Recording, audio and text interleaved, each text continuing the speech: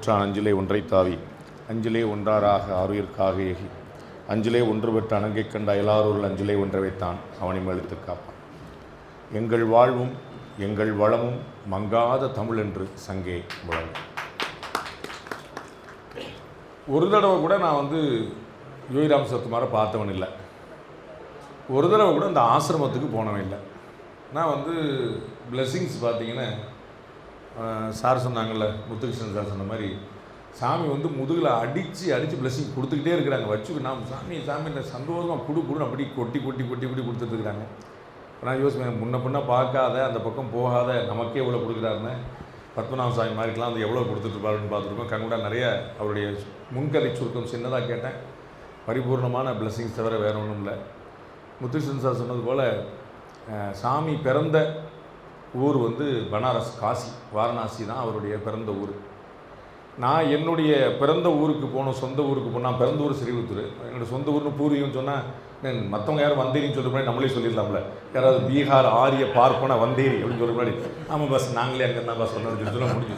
அதில் நம்மளே ஒத்துக்கிட்டோம்னு அங்கே பிடிச்சிருந்து. ஸோ நான் அந்த சொந்த ஊராக இருக்கக்கூடிய அங்கே போகிறதுக்கு காசி போய் தான் போகணும். அதில் காசி தாண்டாமல் நம்ம அங்கே போக முடியாது. எவ்ரி டைம் நம்ம சொந்த ஊருக்கு போகிறதுக்கு பனாரஸில் இறங்கி தான் போவோம். அப்படி ஒரு பெரிய ஒரு சம்பந்தம் அவங்களோட நமக்கு நிறைய. எங்களுடைய பாலகுமாரன் அவர்கள் சொல்லி சொல்லி சொல்லி சொல்லி சொல்லி எங்களுக்கு உள்ளே இறக்கிட்டார். அது யோகிராம் சரத்குமாரை தெரியுமா அப்படின்னா ஏதோ ரொம்ப பழகினவங்க மாதிரி. முத்துகிருஷ்ணன் சார் எவ்வளோ பண்ணியிருக்காங்களோ, ஜஸ்டிஸ் அருணாச்சலம் எவ்வளோ பண்ணியிருக்காங்களோ, எங்களுடைய தினமலர் ஆசிரியர் இரா கிருஷ்ணமூர்த்தி அவர்கள் அவங்க அவ்வளோ பழகிருக்கிறாங்க. அது மாதிரி பெருமக்கள்லாம் எவ்வளோ பழகினாங்களோ அந்த மாதிரி எனக்கு ஒரு பழக்கத்தை பழகின மாதிரி ஒரு அனுபவத்தை கொடுத்துட்டாரு யோகி. அது அவ்வளோ பெரிய பரம காருண்யம். உள்ளே வந்தோடனே அங்கே இங்கே இருக்கக்கூடிய உற்சவர் மாதிரி இருக்கக்கூடிய இவரை நான் சேவித்தேன். அப்படி கும்பிட்டு காலை பார்க்குறேன். காலில் ஒரு பத்திரிக்கை, ஆண்டாளுடைய திருப்பாவை 30 பண்ண போகிறோம் அப்படின்னு. அது அவள் போடுற பிச்சை அப்படின்னா அதில் எந்த சந்தேகமே இல்லை. நம்ம என்ன பண்ணாலும் எங்கனாலும் என்னுடைய குடும்பம் உங்களுக்கு தெரிஞ்சிருக்காது. முழுக்க பீகார் குடும்பம். தமிழ்நாட்டிலேருந்து பீகாருக்கு போயிட்டு வந்தவங்க இல்லை, பீகார்லேருந்து தமிழ்நாட்டுக்கு வந்தவங்க. அப்போ தமிழுக்கும் தமிழ்நாட்டுக்கும் எந்த சம்மந்தமும் கிடையாது.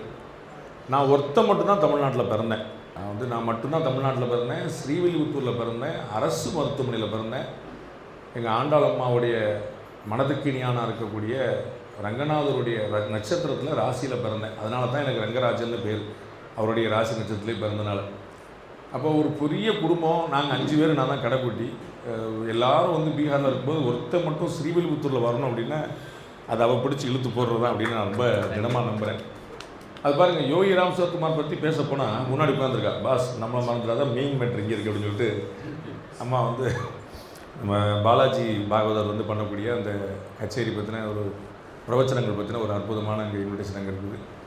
சாமி பரம கருணையோடு அப்படியே 2 கையும் உயர்த்தி, ஒரு கை உயர்த்தினா கூட நம்மளால் டவுட் வந்துடும். சொன்னாங்கள்ல, முத்துகிருஷ்ணன் சார் சொன்னாங்கள்ல, நம்மளால் எல்லாருமே எப்படின்னா அவன் எப்படி இருக்கான்னு பார்க்க மாட்டான், குருநாதர் எப்படி இருக்காருன்னு பார்ப்பான். குருநாதரே சோதிச்சு பார்க்குற சிஷ்யர்கள் தான் நம்மெல்லாம். அந்த மாதிரி பார்த்து சாமி ஒரு கையை தான் தூக்குனார், அரை கையை தான் தூக்குனார், சரியாக தூக்கலை, இங்கிட்டு பார்த்துட்டே விஷ் பண்ணார், நம்மளை பார்க்கல அப்படின்னு அவரை குத்தம் சொல்லுவான். மறைந்த முதலமைச்சர் ஜெயலலிதா அவர்கள் வண்டியிலே தான் போவாங்க, வண்டியில் வருவாங்க, தரையிலலாம் அதிகமாக நடக்க மாட்டாங்க. அது மகாராணி அவங்க அதனால் என்னென்னா அவங்க காரில் போய் இந்த 4 காரில் திரும்பினா போயஸ் கார்டன்லேருந்து செக்ரட்டரியேட் வரைக்கும் வரக்கூடிய எல்லா முனைகள்லையும் எல்லா கார்னர்லேயும் கட்சிக்காரங்க நின்றுட்டே இருப்பாங்க. அம்மா அப்படி வண்டி திரும்பும்போது என்னை பார்த்துட்டாங்கன்னு போதும், அம்மாவுடைய கடைக்கன் பார்வை பார்த்தா. அப்படி பெரிய ஆளானவங்க 1000 பேர் எனக்கே தெரியும். சாதாரணமாக கொஞ்சம் அம்மா என்னை பார்த்தாங்க, நான் ரைட்டில் இல்லை, அம்மா என்னை பார்த்தாங்க கவனிச்சு எனக்கு தெரியும். அப்படி அம்மா பார்த்து பெரியவளவங்க 1000 பேர் அப்படின்னா பகவான் பார்த்து பெரியவளானவங்க எத்தனை லட்சம் பேர் இருப்பாங்கன்னு பாருங்க. பெரிய ஆனந்தம், பெரிய கருணை. அது பார்த்தாலே சரியாகும் அப்படிங்கிறதுக்கு தான் இந்த உதாரணம் சொன்னேன். ஒரு அரசியல் தலைவரால் பார்த்து ஒரு அங்கீகாரம் கொடுத்துட முடியும் அப்படின்னா எல்லாம் தெரிஞ்சவர்களால், நம்முடைய குருநாதர்களால் எவ்வளோ கொடுத்துட முடியும் பார்க்கணும். நிறைய சொல்லிகிட்டே போனால் இன்றைக்கி இந்த நாள் ஃபிக்ஸ் பண்ண போது எனக்கு அதை பற்றி தெரியல. டிசம்பர் 1 எனக்கு அது கன்ஃபார்மாக தெரியும். டிசம்பர் 1 பகவானுடைய ஜெயந்தி, அவங்களுடைய பிறந்த தினம். ரொம்ப நாளாக அதை பார்த்தீங்கன்னா என்னுடைய நண்பர் ஒருத்தருடைய பிறந்த நாள், வேர்ல்டு எய்ட்ஸ் டே. இது மாதிரி நான் பத்திரிக்கையாளனாக இருக்கிறனால ஒரு 4-5 விஷயங்கள் இது என்னது தெரிஞ்சுருக்கேன். இன்சிடென்டலி இன்றைக்கி ஏகாதசியும் கூட. நம்ம வந்து ஒரு ஏகாதசி வந்து உங்களுக்கு தெரியும், வைணவர்களுக்கு ரொம்ப புனிதமான ஒரு நாள், ரொம்ப தேவையான ஒரு நாள். நம்ம வந்து விரதம் இருக்கிறதுல நம்ம வந்து ஒரு கடைபிடிக்க வேண்டிய நாள். அப்படிப்பட்ட ஒரு நாளில் வந்து பகவானுடைய தரிசனம் கிடைக்கிது அப்படிங்கிறது வந்து அது பெரிய கருணையுடைய உச்சம் நான் நினைக்கிறேன். அது வந்து ஒரு சாதாரணமான இன்னொரு நாளாக நான் கிடக்கல. இந்த ஈரோட்டு பகுதி மக்கள் வந்து எவ்வளோ பக்திமான்களாக இருப்பீங்க நான் நிறைய பார்த்துருக்கேன். கொங்கு மண்டலமே, நான் ஈரோடு ஸ்பெசிஃபிக்கல் இல்லை, கொங்கு மண்டலமே அவ்வளோ பெரிய பக்தி பூமி. இங்கே மட்டும் அரசியல் பண்ணுறது எவ்வளோ சிரமமாக இருக்குன்னு பல பேர் கஷ்டப்பட்டுருக்காங்க, நீங்கள் பார்த்துருப்பீங்க. தமிழ்நாட்டில் பல இடத்துல நுழைஞ்சிட்டோம், இங்கே மட்டும் நுழைய முடியலேன்னு வெளியூர்லேருந்து உள்ள ஒரு ஆளை கூப்பிட்டு வந்து இங்கே வரைக்கும் பாலிடிக்ஸ் பண்ணிகிட்டு இருக்காங்க, நீங்கள் பார்த்துட்ருப்பீங்கன்னா அது அவ்வளோ சிரமம். அது வந்து மக்கள் வந்து ஆனால் கட்டாயம் பண்ணிடணும்னா சூப்பர்னா உங்களுக்கு தானே ஒன்றும் குழப்பம்னா அப்படின்னு சொல்லிட்டு இந்த பக்கம் ரைட்டில் கையை காட்டி வீட்டில் இண்டிகேட்டர் போட்டு ஸ்ட்ரெயிட்டாக போயிட்டுருவாங்க. இந்த கொங்கு பகுதி மக்களை வந்து வேறு மாதிரி அதை டீல் பண்ணிடுவாங்க. பல பேர் அல்லாடிக்கிட்டு இருக்கிறாங்க. அதை வந்து எனக்கு இது ரொம்ப பிடிச்ச மண்ணாக இருக்குது. நான் வந்து பல இடங்களில் சொல்லியிருக்கேன். எங்களுடைய தந்தி டிவியில் நான் ஒர்க் பண்ணிகிட்டு இருக்கும்போது எனக்கு 100 ஃபோன் என்னை கேட்டு வந்துச்சுன்னா அதில் ஒரு 50 ஃபோனாவது இந்த மண்டலத்துலேருந்து மட்டும்தான் வரும். அப்போ என் தம்பிகள்லாம் சொல்லுவாங்க, சார் நம்ம எலெக்ஷனுன்னா இங்கே தான் சார் நிற்கணும், நமக்கு ஏகப்பட்ட ஃபேன். நான் சொன்னேன், உனக்கு கொங்கு மண்டலத்துக்காரங்களை பற்றி தெரியல, அவங்க சப்போர்ட் பண்ணுவாங்க, ஓட்டு போட மாட்டாங்க அப்படின்ட்டு. கொங்கு மண்டலத்து மக்களுக்கு மட்டும்தான் யார் யாரை எங்கெங்கே வைக்கணும்னு தெரியும். கொங்கு மண்டல மக்களுக்கு மட்டும்தான் யார் யாரை எங்கே வைக்கணும்னு தெரியும். யார் வந்து கஸ்டமராக இருக்கலாம், யார் பார்ட்னராக இருக்கலாம், அவங்களுக்கு அந்த வித்தியாசம் தெரியும். யாருக்கு அன்பு, ஆதரவு, உணவு, விருந்து எல்லாம் கொடுக்கலாம், யாருக்கு ஓட்டு போடலாம், இது வந்து தெளிவாக தெரியும். ஆனானப்பட்ட கமலஹாசனே நேராக வந்து நின்ன போது கூட, வாங்க நான் சந்தோஷம், படம் பாருங்கள், அப்படியே கிளம்புங்க, எங்களுடைய ஓட்டு எங்களுடைய உள்ளூர் பிள்ளைக்கு தான் அப்படின்னு சொல்லிட்டு வானதி அக்காவை வந்து எம்எல்ஏ அனுப்பிவிட்டாங்க. இந்த மாதிரி வெளியிலேருந்து வரக்கூடிய ஆட்களை பயங்கரமாக வச்சுருப்பாங்க, அப்படியே அளந்துக்கிட்டே இருப்பாங்க, ஃபுல்லாக பார்த்துருப்பாங்க, எவ்வளோ தூரம் வந்து சேர்க்கலாம் அப்படின்னு பார்த்துட்டே இருப்பாங்க. அதுவும் கொங்கு மண்டலத்து லேடிஸ் வந்து பயங்கர சுருடு, வெரி டேலண்டட், ரொம்ப அமிக்கபிள். எங்கள் ஊரில் நான் சொல்லிட்டே இருப்பேன், எங்கள் ராஜபாளையத்தில் வந்து ராஜூஸ் அப்படிங்கிற பெரிய கம்யூனிட்டி எங்கள் ராஜபாளையத்தில் இருப்பாங்க, ராஜாக்கள். அவங்கள தான் நான் நீங்கள் கம்பேர் பண்ணி பார்ப்பேன். இங்கே இருக்கக்கூடிய மக்கள் வந்து பயங்கர சூடாக இருப்பாங்க. வெளியில் இருக்கக்கூடிய ஆட்கள் எவ்வளோ வீரமாக இருந்தாலும் போனாலும் உள்ளே வந்து அன்னிட்ட எப்படி இருப்பாங்கன்னு நமக்கு தெரியும், வந்து கரெக்டாக செட்டில் ஆகிடுவாங்க. அது வந்து ஏன்னா ஃபுல் கண்ட்ரோல் அங்கே தான் வந்து வச்சுருப்பாங்க. அப்படி வந்து இந்த பகுதி நிறைய ஆச்சரியங்களை கொண்டது. இன்றைக்கி வந்து 107வது ஜெயந்தி தினம் பகவானுக்கு. இன்னும் ஆயிரங்கள் வந்து நம்மளோட நாமத்தை ஜபிச்சுட்டே இருக்கிறதுக்கான ஒரு முயற்சியை நம்ம வந்து பண்ணணும். எங்களுக்கு வந்து யோகி ராம் சரத்குமாரை தெரியாது. பாலகுமாரன் தான் தன்னுடைய நாவலில் தொடர்ந்து சொல்லி அவருக்கு நாங்கள் ஒரு ரசிகராக, ஒரு ஃபேனாக நாங்கள் ஒரு லெட்டர் போட்டால் கூட அவர் யோகி படம் தான் அனுப்பி வைப்பார். அந்த மாதிரி வந்து சொல்லி அந்த யோகி ராம் சரத்குமாரை எப்படி சொல்லணும் அப்படிங்கிறது எங்களுக்கு வந்து, நம்ம வந்து ராம் சரத்குமார்ங்கிறது 3 சிலபிள் இல்லையா, ராம் சூரத்குமார் அப்படின்னு பிரித்து போடக்கூடாது, ஒரே வார்த்தையாக போடணும் அப்படிப்பார். யோகி ஒரு வார்த்தை, ராம் சரத்குமார் ஒரு வார்த்தை. இப்போ தம்பி அழகாக பாடினால ராம் சரத்குமாருடைய நாம சங்கீதம், அதை வந்து அவர் எப்படி சொல்லணும்னா 3 முறை ராம் சரத்குமார் சொல்லிட்டு 4வது முறை தான் ஜெயகுரு ராயா சொல்லணும் அப்படின்னு. இது ஒன்று எங்களுக்கு வந்து சொல்லிக் கொடுத்தார். நாங்கள் அவரை பார்க்காட்டாலும் எங்களுக்கு வந்து பரிபூர்ணமான அனுபவம் உண்டு. நான் எங்கே ட்ராவல் பண்ணாலும் யோகி படத்தை நான் வச்சுப்பேன். ஒன்று என்னுடைய பாக்கெட்டில், இல்லாட்டி என்னுடைய பேக்கில், இல்லாட்டி என்னோட எங்கெல்லாம் இருக்கும், அது வந்து அப்படியே உள்ளே இருப்பார். படம் நான் வந்து ஃபோட்டோ கையில் உள்ள ஃபோட்டோ கிடைக்கலன்னா சாமி பூஜை வச்சுக்க சாமி தூக்கி பாக்கெட்டில் போட்டு கிளம்பிடுவேன். அந்த மாதிரி எப்பயுமே இருக்கணும் அப்படின்னு. ரொம்ப காலமாக பேனா வந்து ஒன்று புதுசாக வந்துச்சுன்னா எழுதி பார்க்குறது யோகிங்கிற வார்த்தையாக தான் இருக்கும். அது வந்து அப்படி தான் எழுதி பார்ப்பேன், அப்படியே போயிட்டு இருக்குது. அது எந்த விதமானதும் நான் திருவண்ணாமலைக்கு நான் போனதில்லை, இப்போ திருவண்ணாமலைக்கு போனாலும் சாமியை பார்த்ததில்லை, சாமியோடைய ஆசிரமத்தோடு போனதில்லை. ஆனால் அவர் வந்து ரொம்ப உள்ளே இருக்கிறார் அப்படிங்கிற நான் வந்து ரொம்ப பரிபூர்ணமாக பழசமாக அனுபவிச்சிருக்கேன். சாமியோட உத்தரவு கேட்டு எங்கள் ஊருக்கு பக்கத்தில் அச்சம் தவிழ்தான் அப்படின்னு ஒரு ஊர், எவ்வளோ அருமையான பேர் பாருங்கள். இந்த பேர் வைக்கிறது வந்து ஒரு பெரிய ஒரு வித்தியாசத்தை நோக்கி போயிடுச்சு. முன்னெல்லாம் வந்து ஒரு பேர் வந்து காரண பேர்னு சொல்லுவாங்க பாருங்கள், ஒரு பேருக்கு அர்த்தம் இருக்கும், அதற்கு பின்னாடி ஒரு பெரிய ரீசன் இருக்கும் ஏன் வச்சோன்னு.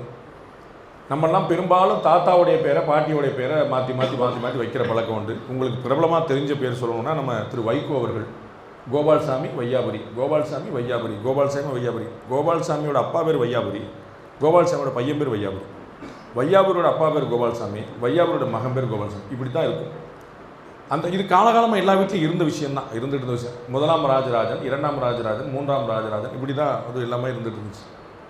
அது ஊருக்கு வந்து நம்மளுடைய குலதெய்வம். நம்ம சங்கரநாராயணன் அப்படின்னு ஒருத்தர் பேர் வச்சுதானா எங்கள் ஊருக்காரன் கண்டுபிடிச்சிடலாம். சங்கரநாராயணன் பேரை பார்த்தா வேறு எந்த ஒரு எங்கள் ஊருக்காரன் கண்டுபிடிச்சிடலாம். நம்ம அண்ணாமலை போல் சொன்னார் பார்த்தீங்கன்னா, நார்மலாக எங்கள் பகுதியில் அண்ணாமலைன்னு பேர் வைக்க மாட்டாங்க அப்படின்னு சொன்னாங்க. அப்போ வந்து எந்த பகுதியில் வைப்பாங்கிற வரைக்கும் கணக்கு எல்லாமே வந்து எந்த பேர். நம்ம சிவன் பேர் 1000 வைப்போம், அது என்ன பேர் வைப்போங்கிற ஒரு கணக்கு. சிவன் பேர் தான் திருப்பி அந்த மாதிரி நம்ம வந்து வச்சுருந்தது பூரா அந்த அது என்ன சினிமா மோகமா என்ன மோகம்னு சொல்லன்னு தெரியல எனக்கு. பூரா தினேஷ், ரமேஷ், விகேஷ், முகேஷ் இஷ்யூ இல்லாமல் ஒருத்தர் பேரை வைக்க மாட்டான். போங்க சார் வச்சார் பாருங்க, ஆகாஷ் அப்படின்னு போட்டு வச்சார் பாருங்க. அந்த மாதிரி வந்து எல்லாமே வந்து அங்கே ஒரு இஷ்யூவாக இருக்கும்போது நம்ம மண்ணின் பெயர்கள் வந்து காணாமல் போயிட்டதை பார்க்குறோம். அப்படி இது எதுக்கு ஏமாச்சுன்னா அச்சம் தவிழ்தான் அப்படின்னு எங்கள் ஊர் பேர். எங்கள் ஊர் பக்கத்தில் உள்ள அற்புதமான கிராமம்.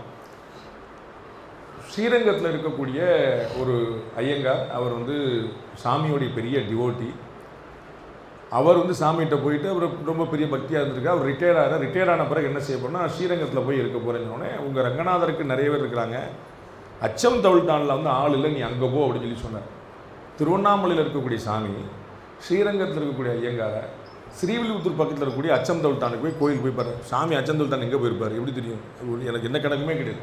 நான் அப்புறம் அச்சம் தவிழ்த்தான் கோயிலுக்கு இவர் கேள்விப்பட்டு நான் போய் பார்த்தேன். அங்கே வந்து விளக்கு ஏற்றுறதுக்கு வழி இல்லை அந்த கோயில். இவர் வந்து சாமியோட உத்தரவை கேட்டு இதெல்லாம் நம்ம பண்ணுவோமான்னு யோசிக்கணும். நம்ம வந்து நிறைய பக்தியெல்லாம் யோசிப்போம், இதெல்லாம் பண்ணுவோம். ஒருத்தர் உத்தரவை கேட்டு ஊரையே காலி பண்ணிட்டு போய் ஒரு குக்கிராமத்தில் குடியிருக்கிறது. ஸ்ரீரங்கம் வந்து ஒரு சின்ன ஊராக இருந்தாலும் திருச்சி பக்கத்தில் இருக்கிறனால பெரிய ஒரு எல்லா வசதிகளும் இருக்கக்கூடிய ஊர். அதை விட்டுட்டு ஒரு குக்கிராமம் அச்சம் தவிழ்த்தான்கிற ஸ்ரீவில்லிபுத்தூர் பக்கத்தில் இருக்கக்கூடிய ஒரு சாதாரணமான கிராமம். அந்த கிராமத்தில் போய் குடியிருந்து அவர் கடைசி வரைக்கும் அங்கேயே உட்காந்துட்டு அந்த கோயிலுக்கான எல்லா வழியும் பண்ணார். அப்படிப்பட்ட ஒரு ஆசீர்வாதங்கள் வந்து உத்தரவுகள் வந்து சாமிகிட்ட நம்ம கிடைக்கிற பார்க்குறோம். எனக்கு அது பெரிய ஞாபகம் வந்தது. ஒரு சின்ன கௌரவம் தான் நம்ம மனசுக்குள்ளே எவ்வளோ கர்வம் வருதுன்னு பார்க்கணும். சின்ன கௌரவம் தான் மனசுக்குள்ளே எவ்வளோ கர்வம் வருதுன்னு பார்க்கணும். சாமி பெரிய கருணாமூர்த்தி 24 மணி நேரமும் தன்னை பிச்சைக்காரன் தான் சொல்லிட்டு இருக்கேன். யோகி ராம் சத்குமார் எப்பயுமே திஸ் பெக்கர் அப்படின்னு தான் சொல்லுவேன். நான் பல தடவை வியந்திருக்கிறேன், எப்படி பெக்கர்னு சொல்ல முடியும். அவர் வாரணாசிலேருந்து வந்தவர் தான். அவருக்கு அங்கே சொந்தமாக வீடு கிடையாது. ஒரு வீட்டு வாசலில் பூட்டின கதவுகளுக்கு வெளியில் இருந்து பல காலம் நாங்கள் பார்த்துருக்கோம் ஃபோட்டோவில். அதுக்கப்புறம் தான் பின்னாடி வந்தவங்க தான் அவ்வளோ பண்ணுறாங்க. ஆனால் ஏன் பெக்கர்னு சொன்னாங்கன்னா ரொம்ப ஒரு ஆச்சரியமான, நமக்கு புரிகிற மாதிரி யோசிச்சா, இருக்கிறவனுக்கு ஒரு வீடு 3 வேளை சாப்பாடு, இல்லாதவனுக்கு ஊரெல்லாம் வீடு எல்லா வேளையும் சாப்பாடு. அது வந்து ஒன்றும் குழப்பம். அப்படி தான் நம்ம ஊர் இருந்துச்சு, இருக்குதுன்னு சொல்ல முடியல, அப்படி தான் நம்ம ஊர் இருந்துச்சு. அப்போ அவருக்கு வந்து எல்லாமே என்னுடைய வீடுன்னு நினைக்கிறாரு. அது வந்து காசி வந்து அப்படிப்பட்ட ஒரு சிவன் கஷேத்திரம். அங்கேருந்து நேராக வந்து நம்ம எல்லாம் ராமேஸ்வரத்துக்கு வருவோம். அவர் வந்து திருவண்ணாமலைக்கு வந்தார். அங்கே உட்காந்துட்டு எவ்வளோ ஒரு சாதாரண தனம், நம்ம வந்து எவ்வளோ ஒரு ஹம்பிளான ஒரு ஆள் அப்படின்னு அவரை கருதியிருந்தாருன்னா நம்ம எல்லாம் பெருசாக வியக்கிறோம். இந்த பாவம் வருமா அப்படின்னு யோசிக்கும். ஒரு ஆளுக்கு நம்ம ஒரு பதவி வாங்கி கொடுத்தோம் அப்படின்னா, வாங்கி கொடுத்த போது அரசியல்வாதிகள் நிறையா இருக்கிறதுனால சொல்லி புரியிருக்க, வாங்கி கொடுத்த போது இருக்கக்கூடியவர்கள் அந்த இடத்துக்கு வந்த பிறகு அப்படி இருக்கிறாங்களான்னு பார்ப்போம். என்கிட்ட ஒரு மூத்த அரசியல் தலைவர் சொன்னார் இந்த வார்த்தை. ஏன்னா இந்த இவங்களெல்லாம் வளர்த்துவிடக்கூடாதானே அப்படின்னு நான் கேட்டேன். அவர் சொன்னார், இப்போ தான் அப்படி இருக்கிறான், அங்கே வந்துட்டா வேறு மாதிரி ஆயிடுவான் அப்படின்னார். அப்போ வந்து அடுத்தவர்களுக்கு ஒரு வாய்ப்பு கொடுக்கறதுல அவ்வளோ பெரிய யோசனை நமக்கு வந்து தயக்கம் வரும்போது, எத்தனை 1000 பேருக்கு வாழ்க்கை கொடுக்குற ஒரு மகான் வந்து நான் பிச்சைக்காரன் அப்படின்னு சொல்லி சொன்னார் அப்படின்னா, அந்த எளிமை, அந்த பணிவு, அந்த தன்மை, அந்த கேரக்டருங்கிறது ஆன்மீகம் தவிர வேறு எங்கேயாவது வருமானு யோசிக்கும். எங்கள் வைஷ்ணவத்தில் நாங்கள் வந்து அடியேன் ராமானுஜதாசன் அப்படி, அடியேன் ராமானுஜதாசி அப்படின்னு சொல்லுவாங்க பெண்கள். தாசன் அப்படின்னா அடிமைன்னு அர்த்தம். அடியேன் ராமானுஜதாசன், அடியேன் ராமானுஜதாசி. இது யார் சொல்லுவாங்க? இந்த அடிமை உனக்கு அப்படின்னு யார் சொல்லுவாங்க? பொண்டாட்டி புருஷன் கூட சொல்ல முடியும். நம்ம அடிமையாக இருந்தாலும் சொல்ல மாட்டோம், அது வந்து வேறு விஷயம். நம்ம அப்படி வந்து ஒரு அடிமை பாவத்தை வந்து இந்த ஆன்மீகம் பணிவுக்காக கொடுக்குது. நமக்கு வந்து மைண்டில், புத்தியில், மண்டையில் நம்ம வந்து ஒரு பெரிய அப்பா டக்கர் அப்படின்னு தோணிடக்கூடாது. நம்ம வந்து ஒரு எளிமையாக சாதாரணமாக இருக்கக்கூடா. எவ்வளோ பெரிய உயரங்கள். முத்துசேகர் சொன்னார், ரஜினிகாந்த் சாருக்கு ஒரு பிரச்சனை, இளையராஜா சாருக்கு பிரச்சனை. இளையராஜாவாக இருக்கிறது வந்து எத்தனை ஜென்ம புண்ணியம். இளையராஜாவை பிறந்திருந்தது எத்தனை ஜென்ம புண்ணியம். ரஜினிகாந்தா பிறந்திருக்கு எத்தனை ஜென்ம புண்ணியம். அவங்களுக்கே 10 பிரச்சனை. இளையராஜா டெய்லி 10 கேஸ் போடுறாரு. அந்த பாட்டு என்னோடது, இந்த பாட்டு என்னோடது, இந்த பாட்டு ஏன் யூஸ் பண்ணுறாரு, டெய்லி 10 கேஸ் போடுறாரு. டெய்லி அவருக்கா 10 கோடி போயிடும். அப்போ எல்லாருக்கும் பிரச்சனை. எந்த பிரச்சனையும் இல்லாமல் யார் உட்காந்துருக்கிறாருன்னா பிச்சைக்காரனா உட்காந்துருக்கேன். பாருங்க, எல்லாம் என்ன பணக்காரன் பூரா பிச்சைக்காரன் வந்து கேட்குறான். என்ன பெரிய காமெடி! எவ்வளோ பெரிய பெரிய ஆட்கள், எவ்வளோ பெரிய உயரங்கள் தரும். அப்போ என்ன வேணுங்கிறத தம்பி பச்சைமா மலை போல் மேனி பாடலாம். பச்சைமா மலை போல் மேனி பவளவாய் கமலச்செங்கன் அச்சுதா அமரர் ஏரே ஆயர்தம் கொழுந்தே இன்னும் இச்சுவை தவிர யான் போய் இந்திரலோகமாலும் அச்சுவை பெரினும் வேண்டேன் அரங்கமான நகருளான். இந்திரலோகத்தை ஆள்ற வாய்ப்பு கிடைச்சாலும் எனக்கு வேண்டாம். பச்சைமா மலை போல் மேனி பவளவாய் கமலச்செங்கன் அச்சுதா அமரர் ஏரேன்னு அவன் பேரை சொல்லிக்கிட்டே உட்காந்துருப்பேன்னு பாசுறோம். நம்ம யாராவது அப்படி செய்ய மாட்டோம். தமிழ்நாட்டில் ஆள வாய்ப்பு மட்டும் கொடு, நான் என்னன்னாலும் பண்ணுறேன். இந்திரலோகத்தை ஆள வாய்ப்பு கிடைச்சாலும் வேண்டாம். சிற்றஞ்சிறுகாலை வந்துன்னை சேவித்துன் பொற்றாமரடியை போற்றும் பெருள்களாய் பெற்றும் மைத்தனும் குளத்தில் பிறந்தனி எங்கள் குற்றவிடங்களை கொள்ளாமல் போது இற்றை பறைகொள்வான் அன்றுகான் கோவிந்தா எற்றைக்கும் 7 பிறவிக்கும் உந்தன்னோடு உற்றோமே ஆகும் உனக்கே நாம் ஆட்சியும் மற்றை நம் காமங்கள் மாற்றையிலோர் எம்பாவாய். உனக்கு அடிமையாக இருக்கிறத தவிர நான் வேறு எந்த வேலையும் வேண்டாம், என் மனசில் எந்த ஆசையும் வராமல் பார்த்துக்கோ அப்படிங்கிறது. நம்மெல்லாம் கோயிலுக்கு போனால் குருநாதர்களை பார்த்தா எவ்வளோ பெரிய லிஸ்ட் வச்சுருக்கோம். பலசரக்கு கடை லிஸ்ட்டு சின்னதாக இருக்குது, நம்மளுடைய கம்ப்ளைண்ட் கிரீவன்ஸ் லிஸ்ட்டு பெருசாக இருக்குது. பொண்ணுக்கு கல்யாணமாகணும், பையனுக்கு அது வரணும், இவனுக்கு வரணும், அது பெரிய இடமா வரணும், நம்ம ஊருக்காரனா வரணும், உள்ளூர் வரணும், மாப்பிள்ளை எனக்கு திருப்பூர்லேயே கிடைக்கணும். பொண்ணு கலிஃபோர்னியா இல்லாட்டி கல்யாணம் பண்ண மாட்டேன்றான். அவங்க வந்து பூரா அங்கே போகிறாங்க, மெட்ராஸ் வந்து டவுன் ஆகி போச்சு, சின்ன ஊர் ஆகி போச்சு, கலிஃபோர்னியா பண்ணுறாங்க, அமெரிக்கா பண்ணுறாங்க. அப்படி போய் எவ்வளோ பெரிய லிஸ்ட்டு கொடுக்கும். இவ்வளோ கனவுகளோட ஆசைகளோடு நம்ம போய் நிற்கிறோம். நமக்கு பெரியவங்க என்ன சொல்லி கொடுக்குறாங்க? கம்ப்ளீட்டாக வந்து ஆசை இல்லாமல் போடுறாங்க. அது எப்படி முடியும்? மற்ற நம் காமங்கள் மாற்றையில் ரொம்ப ஆவாய் இந்திரலோகம் ஆளும் அச்சுவை பெரினும் வேண்டேன். இது எப்படி சாத்தியம்? எப்படி நடக்க முடியும்? நம்ம எல்லாம் அவ்வளோ பெரிய கோரிக்கைகளோட போகிறோம், எனக்கு எதுவுமே வேண்டான்னு நம்முடைய குருநாதர்கள் சொல்லி கொடுக்குறாங்க. அப்போ என்ன அர்த்தம்? நமக்கு வேண்டான்னு எப்படி இருக்க முடியும்? கட்டாயம் வேணும். நமக்கு வேணுங்கிறது உண்மை. நம்ம லௌகீகத்தில் இருக்கோம், சாதாரண வாழ்க்கை எல்லாருக்குமே வேணும். ரங்கராஜ் பாண்டே அப்படி ரோட்டில் நடந்து போகும்போது யாருமே திரும்பி பார்க்கலன்னு என்ன ஆச்சுன்னு அவரே பயந்துருவார். என்ன யாராவது பார்த்து ஓ பாண்டே சார் அப்படின்னா ஓகே ஓகே ரைட், நமக்கு லைம் லைட்லாம் வண்டி ஓடிட்டு இருக்கு போல, யாருமே பார்க்கலன்னா பயம் வந்து. அப்போ நமக்கு நிறைய வேண்டி இருக்குது, நிறைய தேவைப்படுது. எது அப்போ என்ன சொல்லி கொடுக்குறாங்க? உனக்கு என்ன வேணும்னு சாமிகிட்ட லிஸ்ட்டு போட்டு சாமி அசிங்கப்படுத்தாத, நீ கூட இருன்னு சொல்லு, சாமி மற்றதை பார்த்து நம்பு. முதல்ல அந்த ட்ரஸ்ட் முதல்ல முக்கியம். அவர்கிட்ட போய் லிஸ்ட் கேட்டு பலசரக்கு கடைக்காரனுக்கு நீங்கள் லிஸ்ட்டு கொடுக்குறோம். ஏன் கொடுக்குறோம்? நமக்கு என்ன தேவைன்னு அவனுக்கு தெரியாது. எவ்வளோ சக்கரை வேணும், எவ்வளோ அக்கறை வேணும், அது அங்கே கிடைக்காதுல்ல. எவ்வளோ சக்கரை வேணும், எவ்வளோ அக்கறை வேணும், நமக்கு வந்து உப்பு என்ன மிளகாய் என்ன, நம்ம லிஸ்ட்டு ஒன்று கொடுக்குறோம், அவனுக்கு தெரியாது. சாமிக்கும் தெரியாத மாதிரி என் பிள்ளைக்கு இதை கூட, என் பையனுக்கு கூட, என் புருஷனுக்கு நல்ல புத்தியை கொடு, இவ்வளோ போட்டு கேட்டுட்டு இருந்தோம் என்ன. அப்போ அவருக்கு தெரியாதுன்னு நம்ம நினச்சிக்கிட்டோம். அவருக்கு தெரியாதுன்னு நம்ம நினைக்கிற வரைக்கும் நம்ம விஷயம் நடக்குமான்னு எனக்கு ஒரு சந்தேகம் இருக்குது. பாரதத்தில் பெரியவங்க சொல்லி நீங்கள் கேட்டிருப்பீங்க, கொஞ்ச நெஞ்ச ஈகோவோடு இருந்தபோது திரௌபதிக்கு பாதுகாப்பு கிடைக்கல, நான் பிடிச்சி காப்பாற்றிடுவேன் அப்படின்னு நான் வந்து கௌரவர்கிட்ட நான் என்னை காப்பாற்றிப்பேன், நான் வந்து புடைய பிடிச்சி இழுத்துக்கிட்டு இருந்தா அங்கே எதிர பெரிய பெரிய ஆட்களாக இருக்கிறாங்க. என்னால் முடியாத கிருஷ்ணான்னு 2 கையும் தூக்கிட்டான். புடவையை விட்டுட்டா அப்போ தான் ஆபத்து, புடவை அப்போ தான் ஆபத்து. 2 கையும் தூக்கிட்டான், இன்னும் பேராபத்து. இப்போ 2 கையும் தூக்குன உடனே உள்ளே வந்துட்டான் என்கிட்ட. என்னால் முடியாது, நீ பார்த்துக்கோ அப்படின்னு சொன்னோடனே அந்த சரணாகதின்னு அந்த தத்துவம், நீ பார்த்துக்கோ, நீ கூட இரு, உனக்கு தெரியாதது இல்லை, உனக்கு தெரியும், எனக்கு எது நல்லதோ அதை கொடு. இந்த பழக்கத்துக்கு நம்ம வந்துட்டோம்னா 2 விஷயம் நடக்கும். ஒன்று, நம்ம கேட்டது கிடைக்கும். 2வது, கேட்டது கிடைக்கலன்னா வருத்தம் வராது.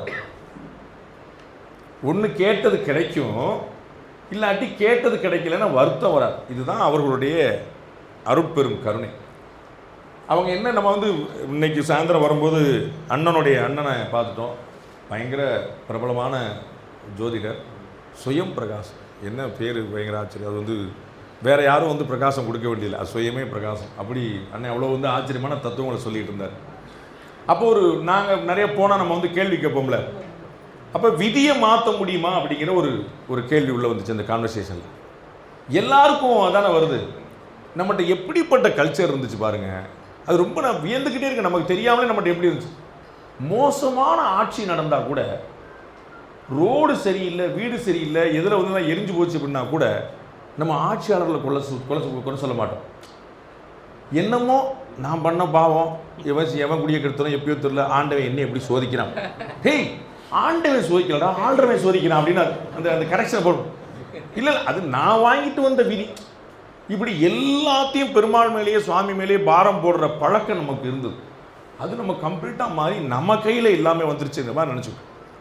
அப்போ விதியை மாற்ற முடியுமா அப்படின்னா நம்ம வந்து அதற்கு எவ்வளவு முயற்சி பண்ணுறோம், எப்படியாவது மாற்றிடணும், எவ்வளோ பரிகாரங்கள், எவ்வளோ ஜோசியங்கள், எவ்வளோ விஷயம். நான் இதை நிறைய டெவில்ஸ் அட்வொகேட் பண்ணியிருக்கிறேன், நிறைய அதை யோசிச்சுட்டே இருந்திருக்கேன், பெரியவங்கள்ட்ட நிறைய போராட்டம் போனால் கேட்டிருக்கேன். எனக்கு என்ன புரிஞ்சது அப்படின்னா, இப்போ ஒரு அடிப்படையான கேள்வி யோசிப்போம். ஜோசியம் உண்மையா அப்படின்னு கேட்கும். ஜோசியம் உண்மைன்னு விதி உண்மை, என்ன நடக்குதோ அதான் நடக்கும். எது நடக்கணுமோ அதுதான் நடக்கும் அப்படின்னா பரிகாரம் எதுக்கு? நான் கேட்கறது புரியும்னு நினைக்கிறேன். பரிகாரம் பண்ணா நடக்க போறதை மாத்திரலாம் அப்படின்னா விதி உண்மை இல்லை. விதி உண்மை அப்படின்னா பரிகாரம் எதுக்கு? அப்ப விதி தான் நடக்கும் அப்படின்னு சொல்லிட்டான், பரிகாரம் பண்ணலாம் அப்படின்னு சொல்லிட்டான். என்னடா ஒரு ஆக்சிமோரான்னு சொல்லுவாங்க, ஒரு கான்ட்ரடிக்ஷனா இருக்குல்ல. எது உண்மைங்கிறதா நம்ம கேட்க முடியும். இதுவும் இருக்கும் அதுவும் இருக்கும் எப்படி சொல்லுவோம். திமுக ஆட்சியும் உண்டு, அதிமுக ஆட்சியும் உண்டு. அதிமுகக்குள்ள தான் திமுக இருக்கு அப்படின்னு நீங்க புரிஞ்சுக்கலாம். அதிமுகன்னு வருது அப்படி புரிஞ்சுக்கலாம். அப்படி இல்லை, ஏதாவது ஒண்ணுதான் இருக்க முடியும், நம்ம புரிஞ்சுக்க முடியும். அப்ப பரிகாரமும் உண்டு, விதிப்படி தான் நடக்கும் அப்படின்னா என்ன அப்படின்னா, ரொம்ப ஆச்சரியமான உதாரணம். எங்களுடைய ரொம்ப சின்ன வயசுலேருந்து எங்களுக்கு ஆன்மீகத்தை முதல் அனுபவமாக சொல்லிக் கொடுத்த அலங்காரம் ராஜகோபால பட்டர் அப்படின்னு ஸ்ரீவில்லிபுத்தூரில் இருக்கிறார். அவர் தான் எங்களுக்கு ஆன்மீக பாதையில் ஒரு தருதலையாக சுற்றி போயிருக்கக்கூடிய வாய்ப்பு இருந்த ஒரு பாண்டேவை கொஞ்சம் அப்படி திருத்தினதில் முதல் ஆள் அவர் தான், எங்கள் அம்மாவுக்கு பிறகு. அவர் வந்து இந்த விஷயங்கள்லாம் நம்பிக்கையுள்ளவர். எங்களுக்குலாம் பெரிய, இப்போ நம்ம குழந்தை ராமராம சொன்னானே, இந்த மாதிரி நாம சங்கீதம்லாம் 24 மணி நேரம் அகண்ட நாமபஜனை பண்ணியிருக்கோம், ராத்திரியெல்லாம் பண்ணியிருக்கோம். நான் கொஞ்சம் வயசில் பெரிய பையனானோடனே, குணத்தில் இல்லை வயசில் கொஞ்சம் பெரிய பையனானோடனே ராத்திரிலாம் நாங்கள் பார்ப்போம். சின்ன குழந்தைகள்லாம் பகலில் பாடிடுவோம், நாங்களாம் ராத்திரி ஆள் இருக்காது. 8-9 மணிக்கு மேலே எல்லாரும் சாங் 8-9 மணி காலைல 5 மணி வரைக்கும் நாங்கள் இடைவிடாமல் பாடுவோம். அப்படி வந்து அந்த வயசில் ஒரு 13 வயசில் அகண்டநாம பஜனை பண்ணு, கோயிலில் உட்காந்து ராமராம சொல்லுன்னு சொல்ல வச்சவர் அவர். அந்த மாதிரி ஒரு பெரிய மகான் எங்கள் அண்ணன். அவர் வந்து இந்த 7:30 எப்படி இருக்கும், அது வந்து அந்த திசை நடந்தால் எப்படி இருக்கும் அப்படின்னு சொல்லி சொல்லும்போது இதை தான் சொன்னார், என்ன நடக்கணுமோ அது நடந்துரும் அப்படின்னு. அவருக்கு நிரந்தர ஊனம் அப்படின்னு சொன்னாங்க பலர். அவருக்கு வந்து 7:30 நடக்கும்போது நிரந்தர ஊனம் அப்படின்னு. அவர் பயங்கரமான ஆஞ்சநேய பக்தர். அவர்கிட்ட தான் நாங்கள் ஆஞ்சநேயத்தை, இப்போ நான் எடுத்த கம்பனாருடைய வள்ளலுடைய பாட்டு உட்பட எல்லாமே ஆஞ்சநேயரோட தான். நான் இங்கே வந்து பார்த்தேன், அம்மா வந்து அங்கே உட்கார்ந்துருக்கிறா பத்திரிக்கையில். இங்கே வந்து பார்த்தேன், பின்னாடி ஆஞ்சநேயர் உட்கார்ந்துருக்கிறாரு. அது நான் வந்து சரி திரும்ப நான் ரொம்ப சந்தோஷப்பட்டுக்கிறேன். நம்ம வந்து பிளஸ்டு தான் அப்படின்னு நான் வந்து ஆனந்தப்பட்டுக்கிறேன். அப்படி வந்து ஒரு பெரிய எல்லாருக்கும் சொல்லிக் கொடுத்த அலங்கார ராஜகோபால் பட்டருக்கு வந்து நிரந்தர ஊனம்னு எழுதிச்சு. அவர் வந்து சொல்கிறார், நிரந்தர ஊனம் தான் எனக்கு எழுதியிருக்குன்றார். அவர் ஆஞ்சநேயருடைய பயங்கரமான பக்தர். அவர் தான் எங்களுக்கு வந்து ஆஞ்சநேயரை வந்து இன்ட்ரடியூஸ் பண்ணி விட்டார். அவரே என்ன செய்வார்னா, இப்படி நடந்துக்கிட்டு இருப்பார், டக்குன்னு ஜம்ப் பண்ணுவார். நான் சொல்கிறேன், அந்த அலங்காரம் இன்னும் இருக்கிறார், ஜம்முன்னு பிரமாதமாக ஸ்ரீவில்லிபுத்தூர் இருக்கார். நடந்துக்கிட்டே இருப்பார், அப்படி ஜம்ப் பண்ணுவார், மரத்துக்கு மரம் தவர் இடத்துக்கு. அவர் யாராவது போனான்னா கூட வந்து அவரை பிடிச்சிக்கிட்டு தான் போனீங்க மாதிரி ஜாலியாக ரொம்ப ஹாப்பியாக சிரிச்சுட்டு பேசுவார். பெரிய சிவாஜி ரசிகர், பயங்கர ஜாலியாக இருக்கும். ஆனால் அவர் டக்கு டக்குன்னு ஜம்ப் பண்ணுவார். அப்படி ஜம்ப் பண்ணிட்டே இருந்தவர் ஒரு வீட்டுக்குள்ளே ஜம்ப் பண்ணார். இந்த மாதிரி ஒரு பெரிய வீட்டுக்குள்ளே ஜம்ப் பண்ணார். ஜம்ப் பண்ணி டமால் அப்படியே தலைகீழ விழுந்து முகம் தரையில் பட்டு பல்லில் மட்டும் அடிபட்டு, பல்லுலேயும் 2 பல்லுக்கு நடுவில் இப்படி வீ கவுத்தி போட்ட மாதிரி, இந்த பல்லையும் மேலே இந்த பல்ல கீழே சொல்லிட்டு 2 பல்ல அரை வந்துச்சு. ஒரு ரத்தம் கிடையாது, ஒரு வலி கிடையாது, நிரந்தர ஊனம். அந்த பல்லு வந்து 2 போயிடுச்சு. நீங்கள் மாற்றினா 2 பல்லையும் எடுத்துகிட்டு ரீப்ளேஸ் தான் பண்ணணும், இல்லாட்டி அந்த பல்லு போனதோடு அப்படி தான் இருக்கும். ஆனால் ஒரு வலி இல்லை, ஒரு ரத்தம் இல்லை, ஒரு காயம் இல்லை. இன்றைக்கும் ஜம்முன்னு லண்டன்லாம் போயிட்டு வந்துட்டு ஓஹோன்னு ஜம்முன்னு வந்திருக்காரு. இதுதான் இந்த கடவுள்கிட்ட சரணாகதி அடைகிறதுடைய தத்துவம். இதுதான் இந்த குருநாதர்கள்ட்ட சரணாகதி அடைய தத்துவம்னா. நிரந்தர ஊனம்னு எழுதியிருக்கு, அதை நடத்திடுவார், அது வலிக்காமல் நடத்திடுவார். அது எவ்வளோ பெரிய ஆச்சரியம் பாருங்க. அப்போ வந்து என்ன நடக்கணுமோ அது நடந்துடும். அதுதானே உண்மை, நடந்தானே ஆகணும். அப்போ நடக்காதுன்னு அப்புறம் மாறி இல்லை. அப்போ அது வலிக்காம ஒரு பிரச்சனை இல்லாமல் மாத்திரக்கான வழி. இது எப்படி இருக்குது? இதுதான் கம்ப்ளீட்டாக இந்த கருணையோடைய விளைவு, இந்த கடவுளுடைய தன்மை, இந்த குருநாதருடைய விஷயம். வைஷ்ணவத்தில் குருநாதர் மூலமாக தான் கடவுளை அடைய முடியும்னு சொல்கிறேன். எங்களுடைய சம்பிரதாயத்தில் நாங்கள் வந்து ஒரு பெரியவர், நீங்கள் எப்படிலாம் இங்கே வந்து ஈசன் திருவடி அடைந்தார், கைலாச பதவி அடைந்தார்லாம் நீங்கள் சொல்கிறீங்களா, அப்படி வந்து வைஷ்ணவத்தில் நாங்கள் வந்து ஒரு பெரியவர் வந்து பரமபதிச்சார் அப்படின்னா நாங்கள் ஆச்சாரியன் திருவடி அடைந்தார் அப்படின்னு சொல்லுவோம். குருநாதரோட காலடியில் விழுந்து கிடக்கிறார் அப்படின்னு குரு அவர் பார்த்துக்கூடார். அவர் தான் அது. நமக்கு வந்து இது ரொம்ப ஆச்சரியமாக இருக்கும், எப்படி வந்து குருநாதர் எப்படி பண்ணுவார்னு. இது வந்து சத்குரு ஜக்கி வாசுதேவ் வந்து வேற ஒரு கேள்வி ரொம்ப ஆச்சரியமாக பண்ணுறார். குருநாதர் யார் அப்படின்னா அவர் தான் ஜிபிஎஸ் அப்படின்றார், குளோபல் பொசிஷனிங் சிஸ்டம் மாதிரி guru positioning system, guiding positioning system அவர் தான். இப்போ நமக்கெல்லாம் குழப்பம் வந்து நிற்கும் போது குருநாதர்களுடைய ஆசீர்வாதம், வெறும் கருணை, அவர்கள் வாயிலிருந்து வரக்கூடிய நல்ல வார்த்தை, இது பெரிய ஆசீர்வாதமாக மாறி நம்ம பேசும்போது கேட்கும்போது ஏன் இந்த மாதிரி பிரவச்சனங்களை கேட்கணும், ஏன் இந்த மாதிரி சொற்பொழிவுகளை கேட்கணும், ஏன் இந்த மாதிரி நல்லது. இன்னைக்கெல்லாம் கல்யாணங்கள் எப்படி நடக்குது பாருங்க. சுயமரியாதை திருமணம்னு ஒன்று சொல்லி கல்யாண வீடுகளில் மாற்று கட்சியை கண்ணா அப்படின்னான்னு திட்டுறது. அவன் உருப்பிடாமல் போயிடுவான், அவன் விளங்காமல் போயிடுவான், அவன் தோற்றுருவான், அவன் ஜெயிக்க மாட்டான். 2 மாப்பிள்ளை பொண்ணு உட்காந்துருக்காங்க, இது யாரை சொல்கிறாங்கன்னு தெரியாமல் முடிச்சுடுங்க. அப்போ நல்ல வார்த்தைகள் 4 விஷயங்கள் சொல்லணும். மந்திரங்கள், வேதங்கள், மங்கள வாத்தியங்கள், வாத்தியத்துக்கே பேர் எப்படி தான் மங்கள வாத்தியம், அத்தனையுமே ஒழிக்கணும். எல்லாருக்கும் அந்த சந்தோஷம், அந்த வைப்ரேஷன் அது வரணும் அப்படின்னு. அப்போ அங்கே வந்து மாறி மாறி மாறி மாறி இந்த மாதிரி திட்டுகளும் கெட்ட வார்த்தையிலும் போய் வந்து நிற்கும் போது என்ன நடக்குதுன்னா, மேலிருந்து பார்க்கக்கூடிய தேவதைகள் நம்முடைய கோரிக்கையெல்லாம் நிறைவேற்றுறதுக்காகவே உட்காந்துருக்காங்க. அவன் இன்னும் ததாஸ்து ததாஸ்துன்னு சொல்லிட்டு இருக்காங்க. அப்படியே நடக்கட்டும், அப்படியே நடக்கணும், ஆசீர்வாதம் பண்ணிருக்கேன். அப்போ நம்ம என்ன விஷயத்தை சொல்கிறோமோ, என்ன விஷயத்தை நினைக்கிறோமோ அது அப்படியே நடக்கணும், ஆசீர்வாதம் பண்ண. அப்போ நம்ம என்ன விஷயத்தை சொல்லணும், என்ன விஷயத்தை செய்யணும், என்ன விஷயத்தை நினைக்கணும் பார்க்கணும். நல்ல விஷயங்களை கேட்டு இப்போ இந்த மீட்டிங் முடிச்சு போனோடனே உங்களுக்குலாம் என்ன தோணலாம், ரங்கராஜ் பாண்டே சாமி இன்ட்ரடியூஸ் பண்ணி விட்டார், 2026 திமுக ஜெருமே வந்துருமா, அதிமுக வந்துருமா, உண்மையான விடியல் எது அப்படின்னு பேசுவார்னு பார்த்தா இவர் உட்காந்து இப்படி சொல்லியிருக்கிறாரு, இவர் வந்து உண்மையில் தானே, இவர் எங்கிட்ட படிச்சுட்டு வந்தாரா, என்ன கணக்கு, திடீர்னு ஆன்மீக சொற்பொழிவாக தரையில் உட்காந்துருக்கலாம் பேசுகிறான் இப்படின்னு சொல்லி ஒரு பெரிய ஆச்சரியம். இதுதான் பாண்டே என்ன சொன்னாருங்கிற டாக்காக இருக்காது. தரையில் உட்காந்து பேசினான், அவன் வந்து பாலிடிக்ஸ் பேசலான்னா அப்பப்போ ஏடிஎம்கே டிஎம்கேன்னு சொன்னான், கரெக்டாக ஜெயலலிதா கொண்டு வந்தான் பாரு அப்படின்னு நமக்கு வந்து ஒரு டாக் வந்து வேற ஓடி. அப்போ நமக்கு என்ன பிடிக்குதோ அதை தான் நம்ம செய்கிறோம், அதுதான் நம்ம வழக்கம். நமக்கு என்ன பிடிக்கும், அப்போ எது பிடிக்கும் அப்படின்னா எது பரிச்சயமாக இருக்கோ அது பிடிக்கும். நல்லா கவனிச்சுக்கோங்க தயவுசெய்து, எது பிடிக்கும், நல்ல பரிச்சயமாக எது இருக்கோ அது பிடிக்கும். குழந்தைகளுக்கு ஏன் அப்பா அம்மா பிடிக்குது, அப்பா அம்மாவுக்கு ஏன் குழந்தைகள் பிடிக்கும், பக்கத்துலேயே இருக்கிறாங்க, பார்த்துட்டே இருக்கிறாங்க, நல்லா தெரியும். இது கொஞ்சம் இன்னும் புரியிருக்கா சொல்கிறேன். நம்ம பயங்கரமாக பெரிய கோடீஸ்வரர் வீட்டு பிள்ளையா ராணி ஆட்டம் பயங்கரமாக வளர்த்து வச்சுருப்போம், அவள் திடீர்னு ஆட்டோக்காரன் கூட போகிறேன்பா, கண்டக்டர் கூட போகிறேன்பா, ஏன்னா டெய்லி அவனை தான் பார்த்துட்டு இருக்கான். உங்களுக்கு வயிற்றுச்சலாக இருக்கும், கண்டக்டர் கூட போறியா, ஆட்டோக்காரன் கூட அப்படின்னா அது என்ன, நான் அப்படி வளர்த்தனே எப்படி வளர்த்தேன், ஒன்று நீ வந்து வளர்த்துட்டு காசு கொடுத்துட்டு ஃபீஸை கட்டிட்டு போயிட்டேன். அவன் தான் டெய்லி காலேஜில் போய் விட்டான், டெய்லி காலையில் போய் காலேஜில் விடுறான், சாயந்தரம் போய் காலேஜில் விடுறான். ஒரு பரிச்சயம் ஏற்படுது, ஒரு பழக்கம் ஏற்படும். அப்போ எதுவுமே தெரியாட்டாவோட நம்பிக்கை ஏற்படும். நம்ம என்ன சொல்கிறோம், ஒருத்தர் வந்து பேசும்போது, சார் எனக்கு வந்து முருகானந்தன் சார் எனக்கு பழக்கம் இல்லை, ஒரு வார்த்தை சொல்லுங்கள் என்னை பற்றி, ரெஃபரன்ஸ். அப்போ பரிச்சயம் அப்படின்னா பாண்டே அனுப்பி விட்டாரான்னா பார்க்க மாட்டார், ஓஹோ அப்படியா பாண்டே வர முடியாது அப்படின்னு சொல்லிடுறாரு. சூர்யா அனுப்பி விட்டாருன்னு அண்ணன் பார்த்துரு, ஓகே தம்பி அனுப்பி விட்டாரா அப்படின்னு. அப்போ ரெஃபரன்ஸ் யார் கொடுக்குறாங்க அப்படிங்கிற முக்கியமாக இருக்குது. அந்த ரெஃபரன்ஸ் மெட்டீரியல் தான் குருநாதர். அப்போ குருநாதரை வலுவாக பிடிச்சிக்கிட்டீங்க அப்படின்னு அவர் ரெஃபர் பண்ணும்போது தெளிவாக சொல்கிறார், நான் பிச்சைக்காரன், my father will bless you. நிறைய குருமார்கள்ட்ட என்ன பிரச்சனை வந்துடுது, படார்னு 4 பேர் காலில் விழுந்தோடனே நான் தான் ஃபாதர்னே நினச்சிடறான். நான் அந்த ஃபாதர் சொல்லலை அப்படின்னா, நான் தான் இத்தனை பேர் காலில் விழுறாங்க, அப்போ நானே கேட்டால் அகம் பிரம்மாஸ்மி நமக்கு வேதத்தை சொல்லி தருவான். உங்களுக்கு புரியல, அப்படியே என்னப்பா நீ வந்து நம்ம, அப்போ நானே கடவுள் நினச்சி. சிஷ்யர்கள் தான் குருநாதரை கடவுள் மாதிரி நினைக்கணும், குருநாதரை தன்னை கடவுள் மாதிரி நினச்சிடக்கூடாது. இது உங்களுக்கு புரியல, சிஷ்யர்கள் தான் நினைக்கணும். அப்போ நாம் வந்து அவங்கள்ட்ட போய் கால் விழுறோம், அவர் வந்து ரெஃபர் பண்ணுறாரு, போய் பாருங்க. அப்போ முக்கியமான கேள்வி, நீங்கள் தலைப்பில் என்ன கொடுத்தாங்க, அண்ணன் கொடுத்த தலைப்பு, நான் கொடுத்த தலைப்பில் தேடி கண்டு கொண்டேன். நாம குருநாதர்களை தேடி கண்டுபிடிக்க முடியுமான்னு ஒரு கேள்வி. எனக்கு அதில் பெரிய முரண் உண்டு. இது வந்து ஆக்சுவலாக ஒரு பாலகுமாரன் நாவலுடைய தலைப்பு. இன்னைக்கு தான் ஒரு பெரியவர் சொல்லி நான் கேட்டேன். அப்பர் வந்து எழுதியிருக்கிறார் இந்த வரியை, தேடி கண்டு கொண்டேங்கிறது அவருடைய இந்த வாசகம் வந்து 600 ஆண்டுகளுக்கு முன்னாடி அப்பர் எழுதிய வாசகம். அவர் தான் அதை தேடி கண்டு கொண்டேன்.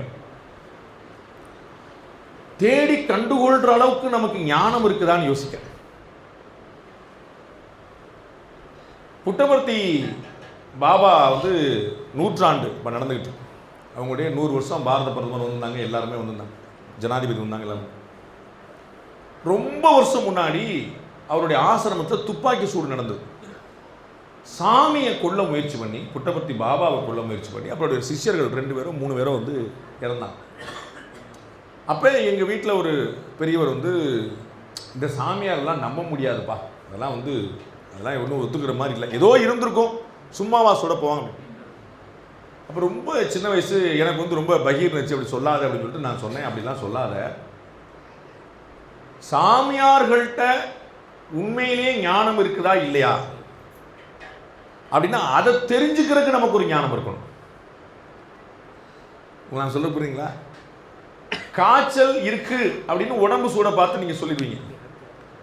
எவ்வளவு இருக்குது, அது என்ன காய்ச்சல், உள்காய்ச்சலா வெளிக்காய்ச்சலா, வேற ஏதாவது சிம்டமா, பின்னாடி ஏதாவது பிரச்சனை இருக்குதா அப்படின்னு சரஸ்வதி அம்மா போல டாக்டர்கள் தான் சொல்ல முடியும், நாம அதை சொல்ல முடியாது. அப்போ பின்னாடி வந்து டாக்டர் அம்மாவுக்கு இது தெரியுமா அப்படின்னு அவங்க எம்பிபிஎஸ் முடிச்சு எம்டி முடிச்சு அவ்வளோ படிச்சுட்டு வந்திருக்காங்க, நம்ம அதெல்லாம் படிக்கல. அப்போ நம்ம எவ்வளோ ஃபீஸ் வாங்குறாங்க போது நல்ல டாக்டரான்றோம், நம்ம குணப்படுத்துறாங்கிற பார்த்தா நல்ல டாக்டர், நம்ம 10 ரூபா தான் வாங்குறான் நல்ல டாக்டர், 10,000 பிடுங்குறானே அப்படி நல்லா இருப்பான் அப்படின்னா, அப்போ காசு வாங்குற போது நல்ல டாக்டரா இல்லையா? அப்படி இல்லை, ட்ரீட்மெண்ட் வந்து ஒழுங்காக கொடுக்குறாங்க. அப்போ அவர்களுக்கு தான் தெரியும். யோசிச்சு பாருங்க, நம்ம எல்லாருமே சொந்த பந்தங்களில் கேள்விப்பட்டிருக்கோம், ஒரு குழந்தை பிறப்பு பிரசவம் நடக்குது. பிரசவம் நடக்கும்போது டாக்டர் வந்து குழந்தைக்கு தாய் வயிற்றுல வந்து தொப்புள் கொடி சுத்திருச்சு, ரொம்ப காம்ப்ளிகேட்டட் அப்படின்னு சொன்னாங்க. அதெல்லாம் சுற்றிக்கிட்டு எங்களுக்கு பிரச்சனை, நாங்களாம் சுற்றி அடிப்போம், என் பையன் வெளியே வந்துடுறான், யாராவது சொல்லுமா? டாக்டர் எப்படியாவது காப்பாற்றுங்க என் பிள்ளைய, நீங்கள் தான் காப்பாற்று. தொப்புள் கொடி சுத்திருச்சுன்னா சுத்துமான்னு நமக்கு தெரியாது, சுத்துனா எப்படி சுத்துன்னு தெரியாது, அது காலை சுத்துமா தலையை சுத்துமா எப்படி சுத்துக்கும், இந்த வார்த்தையை எல்லாரும் கேட்டிருக்கிறோம். தொப்புள் கொடி சுத்திருச்சாமா, அதனால சிசேரியன். ஆமா, இந்த டாக்டர் பூரா ப்ராப்ளம் பசங்கப்பா, இப்போ நார்மல் டெலிவரி தான் ரேர் ஆகி போச்சு, பூரா சீசனாக பண்ணாங்க, நம்ம குற்றம் சொல்லிடுவோம். ஆனால் யாருக்காவது தொப்புள் கொடி சுத்துறோன்னா என்ன தெரியுமா? நமக்கு தெரியாது, அது டாக்டருக்கு தான். டிவி நீங்கள் பார்த்துருப்பீங்க, திடீர்னு போகும்போது ஒரு சர்வீஸ் பண்ணும்போது பிக்சர் டியூப் போயிருச்சுங்க.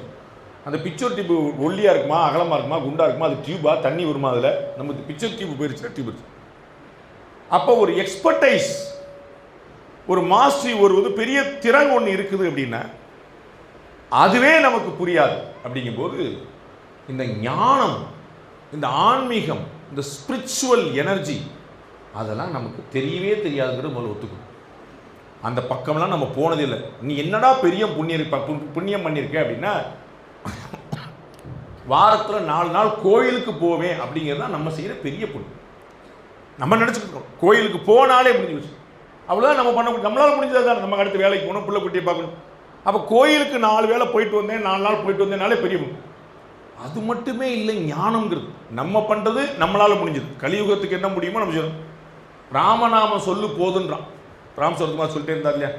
நாமங்களே இல்லாம் ஸ்ரீராம ராம ராமேதி ரமே ராமே மனோரமே சகசரநாம தத்துல்யம் ராமநாம வரானனே. பெருமாளுக்கு 1000 நாமங்கள், அதில் 2 எழுத்து கொண்ட இந்த ஒரு நாமத்தை சொல்லு போதும் அப்படின்னா எவ்வளோ ஈஸியாக வச்சுருக்கோம். நமக்கு வந்து வாயில் வராதுல்ல, நமக்கு வந்து ஏதாவது மந்திரம் சொல்ல சொன்னால் ஐயர் நீங்களே சொல்லிடுங்க அப்படின்னு. நம்ம இன்னும் தாலி மட்டும் தான் எடுத்து கொடுக்க சொல்ல, எல்லாத்தையும் நீங்களே சொல்லியிருந்துருக்கோம், அந்த மாதிரி நம்ம. அப்போ நமக்கு வந்து பேசிக்கலாக நம்ம ரொம்ப சோம்பேறி ஆகிட்டே போகிறோம். அது தெரிஞ்சு இவ்வளோ சுலபமாக ஒரு மந்திரம் வச்சு, நம்ம வெங்கடகிருஷ்ணன் ப்ரொஃபஸர், சென்னை பல்கலைக்கழகத்துடைய ப்ரொஃபஸர் ரொம்ப ஆச்சரியமான விஷயம் சொல்கிறார். ராமநாமம் சொன்னால் எல்லாமே பெருசாயிரும், எல்லாமே சரியாயிரும்னா நம்புற மாதிரி இருக்கா? 2 எழுத்து சொன்னால் சரியாக போயிடும். அவர் பண்ண ராமன்ல மனசு வைக்கணும், நாம எப்படி காரியம் சாதிக்கும்? ஒரு கேள்வி இல்லை. ராமன் மனசு வச்சா தாங்க ராமன் சொல்லு சரியா போயிடும். இது லாஜிக்கலா இல்லையே. நாமம் பெரிசா நாமி பெரிசான்னு இருக்கு, அந்த பேர் பெருசா நாள் பெருசா? அதுக்கு ஒரு ஆச்சரியமான உதாரணத்தை அவர் சொல்றார். நம்ம ஈரோட்டில் வந்து நடந்து போயிட்டு இருக்கோம், லோக்கலில் ஏட்டையாக பிடிச்சிடுறாரு, லைசன்ஸ் எங்கே அப்படின்றாரு. சார் நடந்து தான் போயிட்டுருக்கேன், இப்போ அதுக்கு லைசன்ஸ் வாங்க ஆரம்பிச்சிங்களா, நான் பைக்கில் கூட போகல சார் அப்படின்னு சொல்கிறோம். அதெல்லாம் எனக்கு தெரியாது, நீ லைசன்ஸை கொடுன்றாரு. டக்குன்னு வந்து அந்த படத்தில் விவேக் சொல்கிற மாதிரி எனக்கு ஈரோடு எஸ்பியை தெரியும் அப்படின்னு சொல்லிட்டீங்கன்னு வச்சுக்கோங்க. என்னங்க அப்படி சொல்லி, எஸ்பியோட பேர் தெரிஞ்சா போதும் நமக்கு. என்னோட எஸ்பியோட பேரை சொல்லி எனக்கு அவரை தெரியுமா அப்படின்னு சொன்னேன். அப்படிலாம் கிடையாது, அவனை வர சொல்கிறான்னு சொல்ல மாட்டார். என்னங்க எஸ்பியை தெரியும் சொல்கிறீங்க, லைசன்ஸ்லாம் நடந்து போகிறீங்க, சரி சரி போங்க அப்படின்னு. இப்போ இந்த இடத்துல நமக்கு என்ன தெரியுது, நாமம் பெருசா நாமி பெருசா. அந்த பேரை சொன்னாலே விட்டுறாங்க. அப்ப ராமராமன் சொன்னா நமக்கு முக்தி கிடைக்குமான்னு இவ்வளவுதான் பதில். எஸ்பியோட பேரை சொன்னா கான்ஸ்டபிள் தப்பிச்சிடலாம், பகவானுடைய பேரை சொன்னா எல்லா பிரச்சனையும் தப்பிச்சிடலாம், இவ்வளவுதான். அப்ப நாமம் தான் ரொம்ப முக்கியம். இப்ப இந்த நாமத்தை சொல்லிக்கிட்டே இருந்தான். நாமத்தை சொல்றதுக்கு அடுத்து சொல்றான், எல்லாத்துக்குமே ஒரு புண்ணியம் உண்டு, அதுல குழப்பமே இல்லை. தானங்கள் எவ்வளவு பெருசு, நிறைய அன்னதானம், கல்வி தானம், ரத்த தானம், கண் தானம், கிட்னி தானம், என்ன எல்லா தானங்களும் பண்ணலாம். எல்லாத்துக்கும் பலன் உண்டு, அதுக்கு பலன் உண்டு.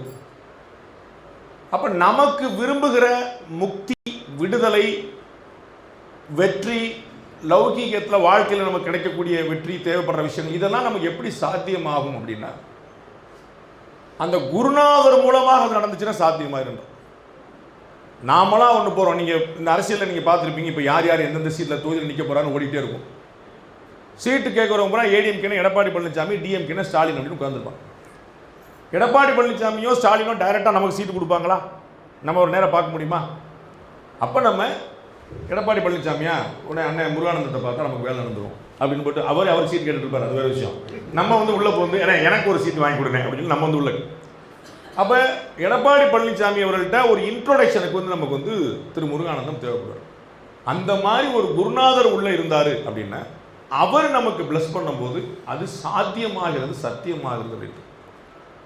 அப்போ அவர்களை கண்டுபிடிக்க முடியுமா அப்படின்னா எனக்கு தெரிஞ்ச வரைக்கும் குருநாதர்களை நம்மளால் கண்டுபிடிக்க முடியாது. அதற்கான ஞானம் நமக்கு இல்லை. கணையாளியில் ரொம்ப முன்னாடி படித்த ஒரு கவிதை குருநாதர்களுக்கு பொருந்தும். அந்த கவிதை சொல்லுது, உங்களுடைய அற்புதங்கள் எனக்கு அற்பமானவை, உங்களுடைய அற்புதங்கள் எனக்கு அற்பமானவை, என்னுடைய அற்புதங்கள் உங்களுக்கு அறிமுகமே ஆகாதவை. இது ஒரு கவிதை. இது குருநாதர்களுக்கு தான் பொருந்தும். குருநாதர்களுடைய அற்புதங்கள்லாம் நமக்கு புரியாது, தெரியாது. பல வருஷம் பல காலம் கழிஞ்சு தான் நம்மளால் வந்து உணர முடியும் அவருடைய கருணை இருந்ததுன்னு. அப்போ அதற்கு ஒரு ஸ்கேல் வச்சு பார்க்க முடியாது. ஒன்னொன்னே அளக்கணும்னா அதுக்கு ஒரு கருவி, ஒரு அளவீடு இருக்கு. லிக்விடாக தண்ணி இருந்துச்சுன்னா அது லிட்டரில் தான் நம்ம பார்க்க முடியும். சாலிடாக இருந்துச்சுன்னா அது கிலோவில் தான் நம்ம பார்க்க முடியும். இப்படி ஒன்னொன்றுக்கும் ஒரு அளவைக்கான மீட்டர். நீளம்னா வந்து மீட்டரில் நம்ம பார்க்கணும். இப்படி ஒன்று நீங்கள் ஒரு தண்ணி எத்தனை லிட்டர் இருக்குங்கிறத ஸ்கேல் அளக்க முடியாது. தண்ணி எத்தனை லிட்டர் ஸ்கேல் அளக்க முடியாது. தரை எவ்வளவு நீளம் இருக்குதுன்னு இடக்கல்லில் அளக்க முடியாது. ஒரு 10 கிலோ கல்லை வச்சுட்டு இந்த ரோடு எவ்வளோ நீளம் இருக்குன்னு பார்க்க மாட்டேன். அப்போ அளவீடுகளே தவறாக இருக்கும்போது குருநாதர்களை நம்மளால் அளக்க முடியாது. அப்போ குருநாதர்கள்ட்ட அந்த திறன் இருக்குதான்னு பார்க்கிற இடமே இல்லை. உரைகளில் உரசி பார்த்தா தங்கம் ஒரிஜினலானு தெரிஞ்சிடும். தங்கம் ஒரிஜினலானு தெரிஞ்சிடும். உரைகளில் உரசி பார்க்கறதே தங்கமாக இருக்கணும். முதல்ல நீங்கள் எல்லாத்தையும் உரசி பார்த்து பிறகு கல்லுக்கும் புரோஜனம் இல்லை, அந்த பொண்ணுக்கும் புரோஜனம் இல்லை. அப்போ உரைகளில் உரசி பார்க்க நாம தங்கமாக இருக்கணும்ல. குருநாதர் சரியானவரா அப்படின்னு பார்க்க நமக்கு முடியணும்ல. ஒரு ராமகிருஷ்ண பரமஹம்சருடைய கருணை ஒரு விவேகானந்தர் உருவாக்கி. பரமஹம்சர் யார் யோசிங்க. இதை மாதிரி ஒரு முனையில் இருந்த ஒரு காளி கோயிலுடைய பூசாரி, பரம பக்தர். அவரே அம்பாக்கு அப்படியே அலங்காரம் பண்ணுவார், மயங்கி விழுந்துருவார். அலங்காரம் பண்ணுவார், மயங்கி அந்த அழகை பார்த்து பார்த்து பார்த்து மயங்கி விழுந்து அப்படியே ரசிச்சுட்டே இருப்பார். அம்பாள்லாம் அவ்வளோ உயிர், காளின்னா அவ்வளோ உயிர். 10 பைசாக்கு ஆசைப்படுறவர் கிடையாது. பல சோதனைகள், எங்கேயுமே சலனப்பட்ட கிடையாது. தன்னுடைய மனைவியை கூட அம்மனா பார்த்தவர். அப்படி வந்து ஒரு பயங்கரமான பக்தி. அங்கே வந்து விவேகானந்தர் மாதிரி நரேந்திரன் அப்படிங்கிற பெயரோடு அவ்வளவு கேள்விகளோடு அவ்வளோ ஆக்ரோஷமாக உக்குராமா 40 வயசை தொடலை விவேகானந்தர். 40 வயசை தொடலை. அப்போ எவ்வளோ சின்ன வயசில் வந்துருப்பாருங்க. 18-19 வயசில் வந்து நிற்கிறார். அப்போ எவ்வளோ உத்வேகம் இருந்திருக்கு பாருங்க, எவ்வளோ ஆவேசம் இருக்கு பாருங்க. இன்னைக்கு ஏதோ இங்கே கடவுள் மறுப்பு கொள்கைன்னு பல பேர் இங்கே சுற்றிட்டு இருக்காங்க. அதெல்லாம் பயங்கரமான ஆக்கப்பூர்வமான கேள்விகளை வந்து எடுத்து வச்சவர் திரு விவேகானந்தர். அதை பிரத்யட்சமாக காட்டுறார். உன்னை நான் பார்ப்பது போல நான் கடவுளை பார்க்க முடியும். கடவுளை நான் பார்க்க முடியும் அப்படின்னா அவர் ஒரு லேயர்ல மேலே போயிட்டார்.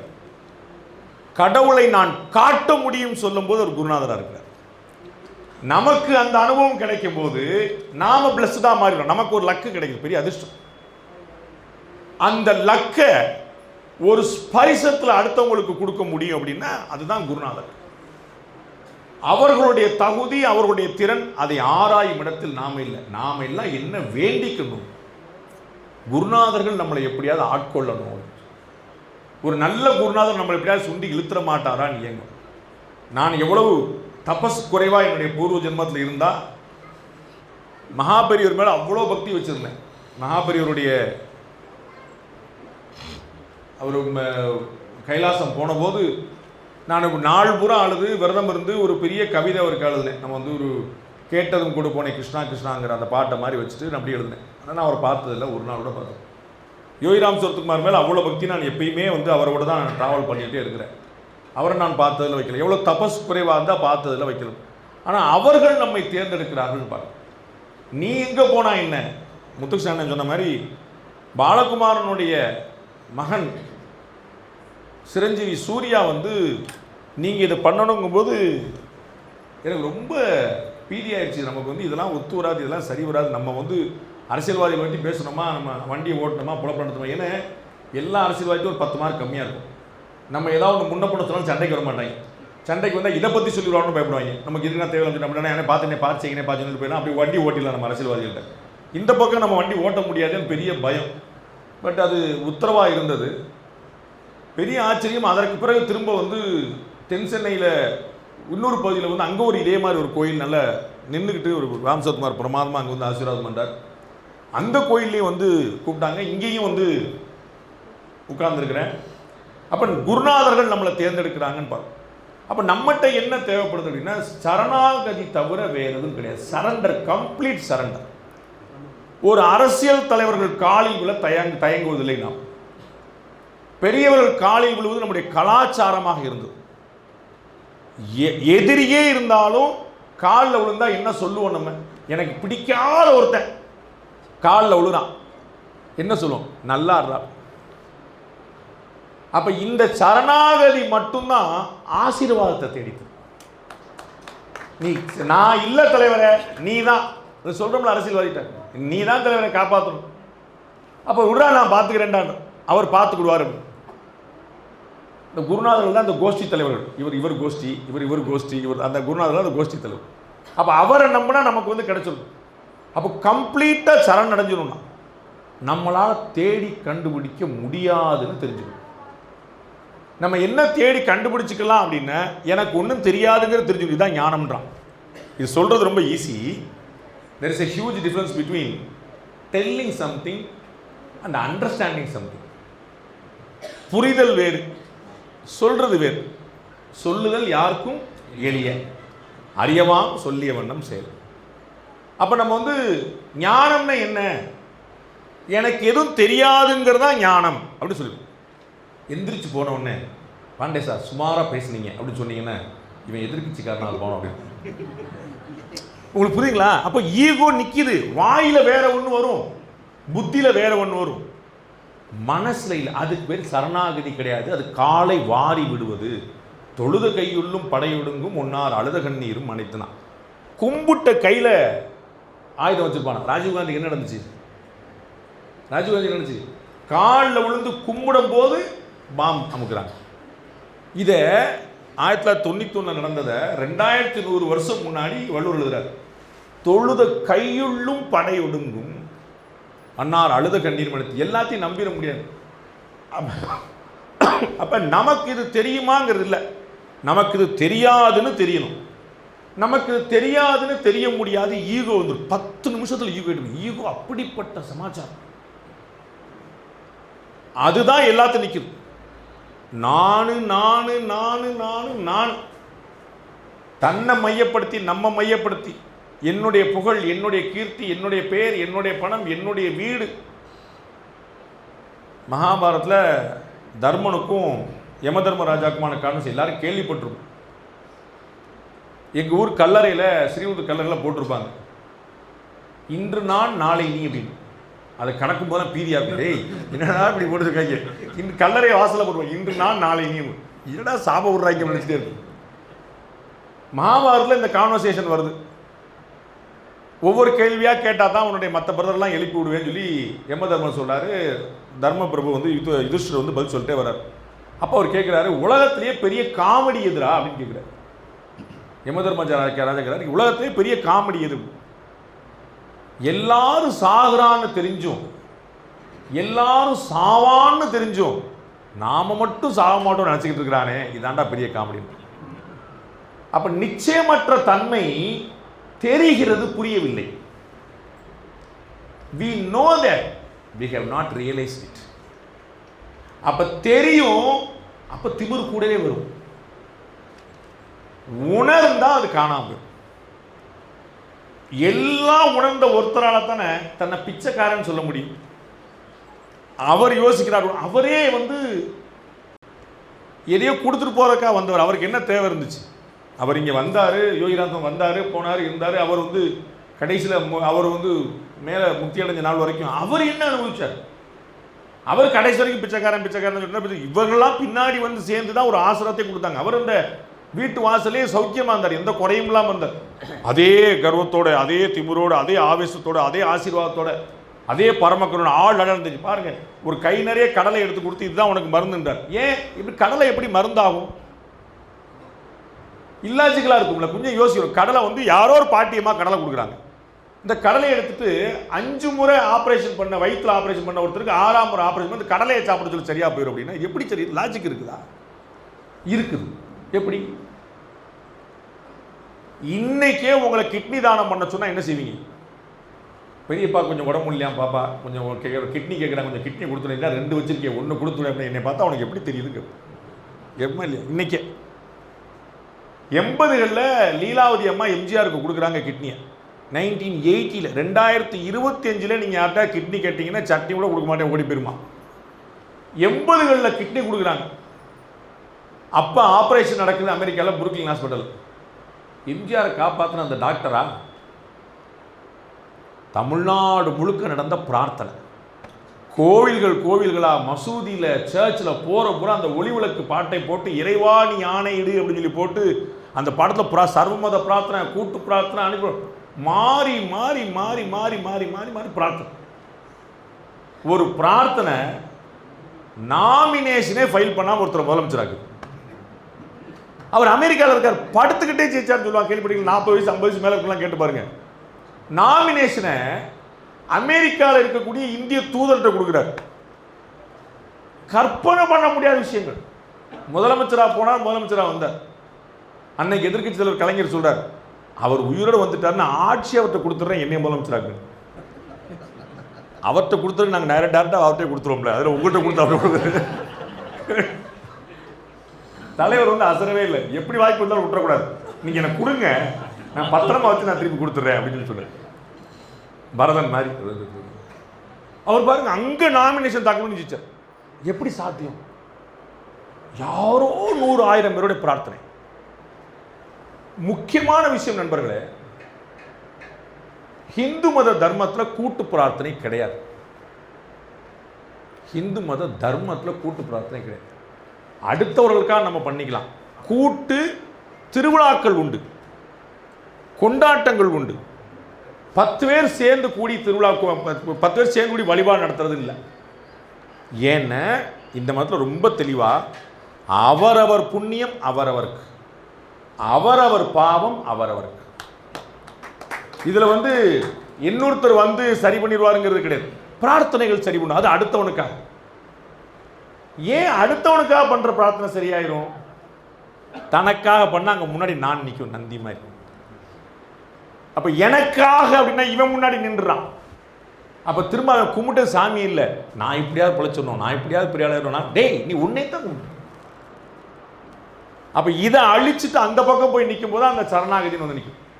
பிரார்த்தனையில் என்ன இருக்குது? எம்ஜிஆர் யார்? சித்தப்பா பையனா அத்தை பையனா? அந்த ஆள் பொழைச்சி வரணும்னு எல்லாரும் பிரார்த்தனை பண்ணோம். நான் ரொம்ப குட்டி பையன், நான் 75 84 80 அவர் வந்து ஒரு 10-9 வயசு. அவ்வளோ பிரார்த்தனை, நான் கண்கூட இன்னும் ஞாபகம் இருக்கு. அவ்வளோ பிரார்த்தனை, அந்த பிரார்த்தனை செய்து அப்படியே அவர் கிழங்கு மாதிரி கொண்டது. அப்போ அடுத்தவர்களுக்காக பிரார்த்தனை பண்ணுறது, அப்போ நமக்காக பிரார்த்தனை பண்ணாத. நம்முடைய பாவம் நமக்கு, நம்முடைய புண்ணியம் நமக்கு. ஒரே ஒரு வரி சொல்லி முடிக்கிறேன். வால்மீகி அவர் வந்து ஒரு கொள்ளைக்காரனாக இருக்கிறார். பேசிக்கலாக வந்து ஒரு கொள்ளைக்காரர். வால்மீகிங்கிறது ஒரு கம்யூனிட்டி, அது ஒரு பேராகவே வந்து நிற்குது. அவருக்கு தனியாக வேற ஒரு பேர் உண்டு. அவர் கொள்ளைக்காரனாக இருக்கிறார். இப்போ நாரதர் உள்ளிட்டவர்கள்லாம் அவங்கள்ட்ட மாட்டிக்கிறாங்க. மாட்டும்போது, என்னப்பா இது இப்படி கொள்ளையடிச்சு பிழைச்சிட்டு இருக்கிற, நீ ஏதாவது ஒரு உருப்படியாக தொழில் பண்ணி பிழைக்கலாமலப்பா அப்படின்னா, குடும்பத்தை காப்பாற்ற வேண்டாமா அப்படின்னு கேட்குறாரு. அதுக்காக தான் நான் வந்து பண்ணுறேன், குடும்பத்தை காப்பாற்றுறதுக்காக கொள்ளையடிக்கிறேன். இன்றைக்கி இருக்கக்கூடிய அவர்கள் மாதிரி, சரிங்களா, குடும்பத்தை காப்பாற்றுறதுக்காக நான் வந்து கொள்ளையடிக்கிறேன். நீங்கள் பாலிடிக்ஸ் யோசிச்சுட்டு இருக்கிறீங்களா? நான் வந்து ஆன்மீக சொற்பொழிவு, நோ பாலிடிக்ஸ், சரிங்களா. அப்போ குடும்பத்தை காப்பாற்றுறதுக்காக கொள்ளையடிக்கிறேன் அப்படின்னு அவர் உண்மையை ஒத்துட்டு சொல்கிறார். அப்போ நாரதர் என்ன வேலை பண்ணுவார்னு தெரியுங்களா? நம்மள மாதிரி, நம்ம குருநாதர் அவர் தானே. அப்படியாப்பா, நீ வந்து குடும்பத்தை காப்பாற்றுறதுக்காக கொள்ளையடிக்கிறியா? அப்போ இதில் வர்ற பாவங்கள்லாம் என்ன ஆகும்னு கேட்கணும். நீ இப்போ கொள்ளையடிக்கிறனால ஒரு பாவம் இல்லை, குடும்பத்தை காப்பாற்றுறக்கா நீ கொள்ளையடிக்கிற, ரைட்டு, குடும்பம் காப்பாற்றப்பட்டுரும். இதில் பாவம் சேருமே, அது என்ன ஆகும்? எல்லாருக்கும் தான். நான் வந்து இப்போ கொள்ளையடிக்கிறேன், அப்போ எனக்கு பாவம், அப்புறம் என் பிள்ளைக்கு, என் பொண்டாட்டிக்கு எல்லாருக்கும் தான் பாவம் வரும். அப்படியா? நீ போய் எதுக்கும் ஒரு ஒய்ஃப்டையும் குழந்தைகிட்டையும் கேளு, நான் பண்ணுற கொள்ளையில் வரக்கூடிய பாவங்கள் உங்களுக்கு பங்கு உண்டு தானே அப்படின்னு கேளுங்களேன். இவர் போய் இவங்களை கட்டி வச்சு, இங்கே இருக்கடா வரேன் அப்படின்னு சொல்லி எல்லாரையும் கட்டி வச்சுட்டு குடுக்குன்னு ஓடி போய் பொண்டாட்டி பிள்ளைகிட்ட கேட்குறாரு. இந்த மாதிரி நான் வந்து உங்களுக்கு சம்பாதிச்சு போடுறதுக்காக கொள்ளையடிக்கிறேன், ஆனால் இதில் வரக்கூடிய பாவங்கள்லாம் உங்களுக்கு சேரும் தானே, அதானே கணக்கு அப்படின்னா, என்ன கிறுக்கா பிடிச்சிருக்கு எங்களுக்கு, நீ பாவம் பண்ணுறதுக்கு நாங்கள் ஏன்டா சம்பாதிக்கிறோம், எங்களுக்கு எப்படி சேரும், அது அக்கௌண்ட்டில் வராது, எங்களுக்கு அந்த பாவம் சேராது. வால்மீகி ஆடிப்படி, என்ன புது கணக்காக இருக்குது, உங்களுக்காக தான் கொள்ளையடிக்கிறேன், உனக்கு அவன் அழகாக சொல்கிறா வீட்டுக்காரி, பாஸ் பொண்டாட்டிக்கும் பிள்ளைக்கும் சம்பாதிச்சு போடுன்னு தான் சொல்லியிருக்கு, கொள்ளையடிச்சு போடுன்னு சொல்லலை. சம்பாதிக்கிறதுக்கான வழி கொள்ளையடிக்கிறது நீ முடிவு பண்ணிக்கிட்ட. உங்களுக்கு புரியுங்களா? பொண்டாட்டி பிள்ளையை காப்பாற்றணுங்கிறது தத்துவம்.